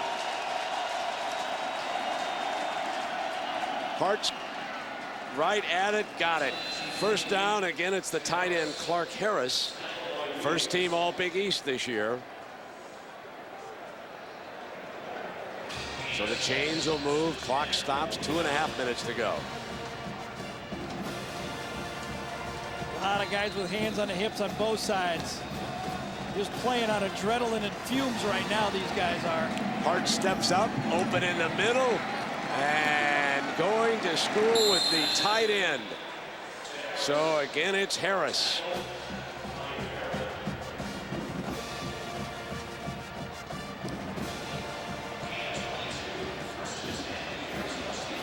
And we're on the home stretch headed for Sports Center here with 2:15 to go. You know, both defenses have got nothing right now. Hart steps up, fires, almost intercepted. And that was Josh Barrett, the defender, number 19. He's the nickel back. He had the interception last time. He's probably played the least amount of snaps in the secondary, but you can see him sucking wind right there, can't After you? that long run. Yeah, exactly. He hasn't got it back yet. Which was called back. So here's 2nd down and 10. Arizona State leads it by 12. 2 minutes to go.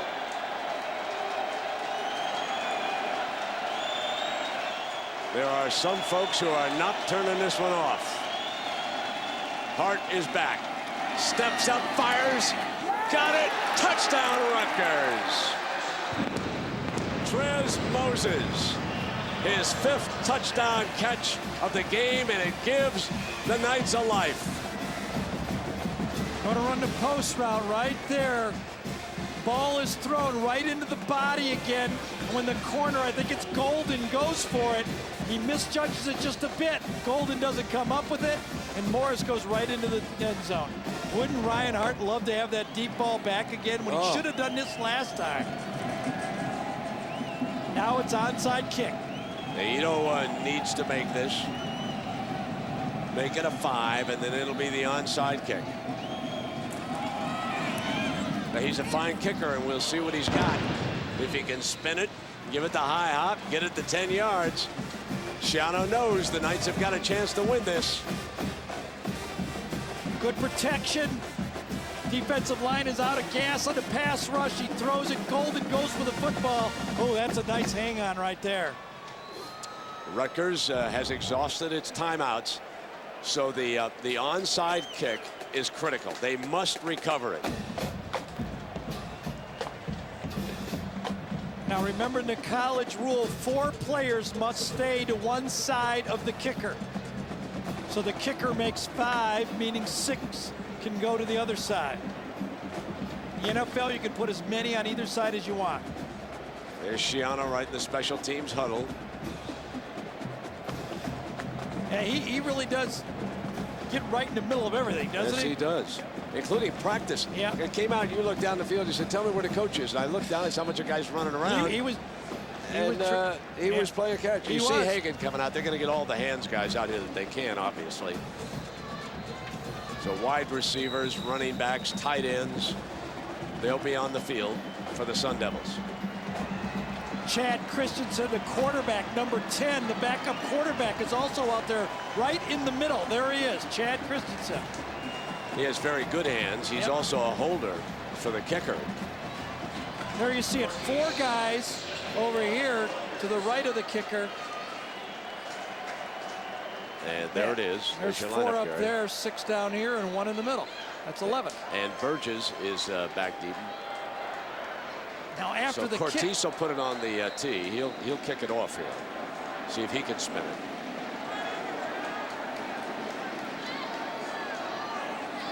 Sun Devils ready. Let's go 10. It's a hop. And it's recovered by Arizona State, but there's a penalty flag, and maybe Rutgers was offside. They got too eager, but boy, you kicked it to the one guy you didn't want to. The guy with the best hands, the truth, Zach Miller. They'll decline this penalty. Offsides, number 6 on the kicking team. 5 yards from the end of the run. It'll be a first down for Arizona State. Oh, yes, sure. It goes to the end of the run. My mistake there.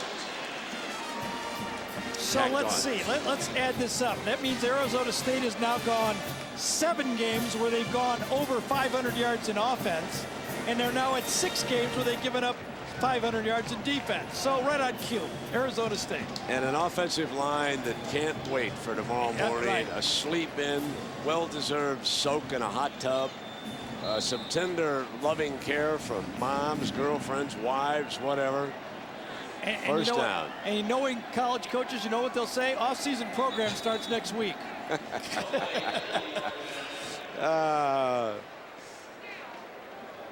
Good football game. I've done a lot of bowl games. This is a real fun one. 52 on the offense, 5 yards, still first down. Yeah, it's sort of been a celebration. Yeah. For these two, you know, especially Rutgers. You feel so good about the youngsters getting a chance. You know, the one thing, and those of us who love big games, we all would like a playoff. However, and the however is big. The Greg Schianos and the Rutgers wouldn't be making those fields very often. There's something to be said about the great experience at these bowl games for youngsters. And Burgess will go down. And remember, Rutgers out of timeouts, so the clock continues to run. There you are.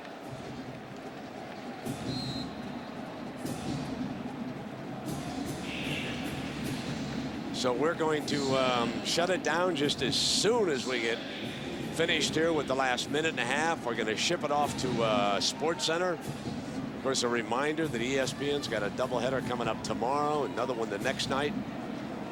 Then next week, the BCS Bowls will start to unfold on Monday over on ABC. And here is Burgess. Burgess. And 116. And that stops the clock. Yeah, take a knee time now. You watch, he's going to put in Chad Christensen to go take a knee. You watch this. Chad started as 2 years ago against Nebraska, just before Andrew Walter was the quarterback. Chad is back in his football. Yeah, this is interesting. They're going to throw it. No, Chad's going to be the deep guy. That's it. Chad's going to be the deep guy. Yeah, he's going to be the safety valve. Man, I'm telling you, Carpenter, he had that look in his eye, and no one was getting close, and he stayed up. 56 seconds remaining. So both quarterbacks with career highs here tonight, folks. Carpenter, 467 yards. Hart, 374 yards, and just a great contest. And of course, it's time for the bath for the head coach. Dirk Cutter is about to get a little damp. Sneaking up on him here. Well, coaches say there's no such thing as moral victories, but I think there was one for Rutgers tonight. They played a good football game. Very entertaining game. Arizona State wins the inside. They can't get him. They can't get him. No, he's going to get it. No, he tucked up. Okay.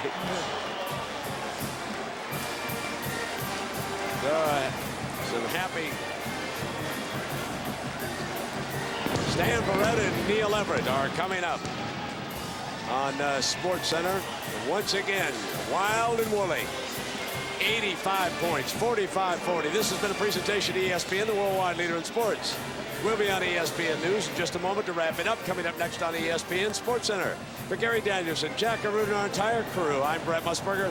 Thanks for watching. Now let's go to Sports Center.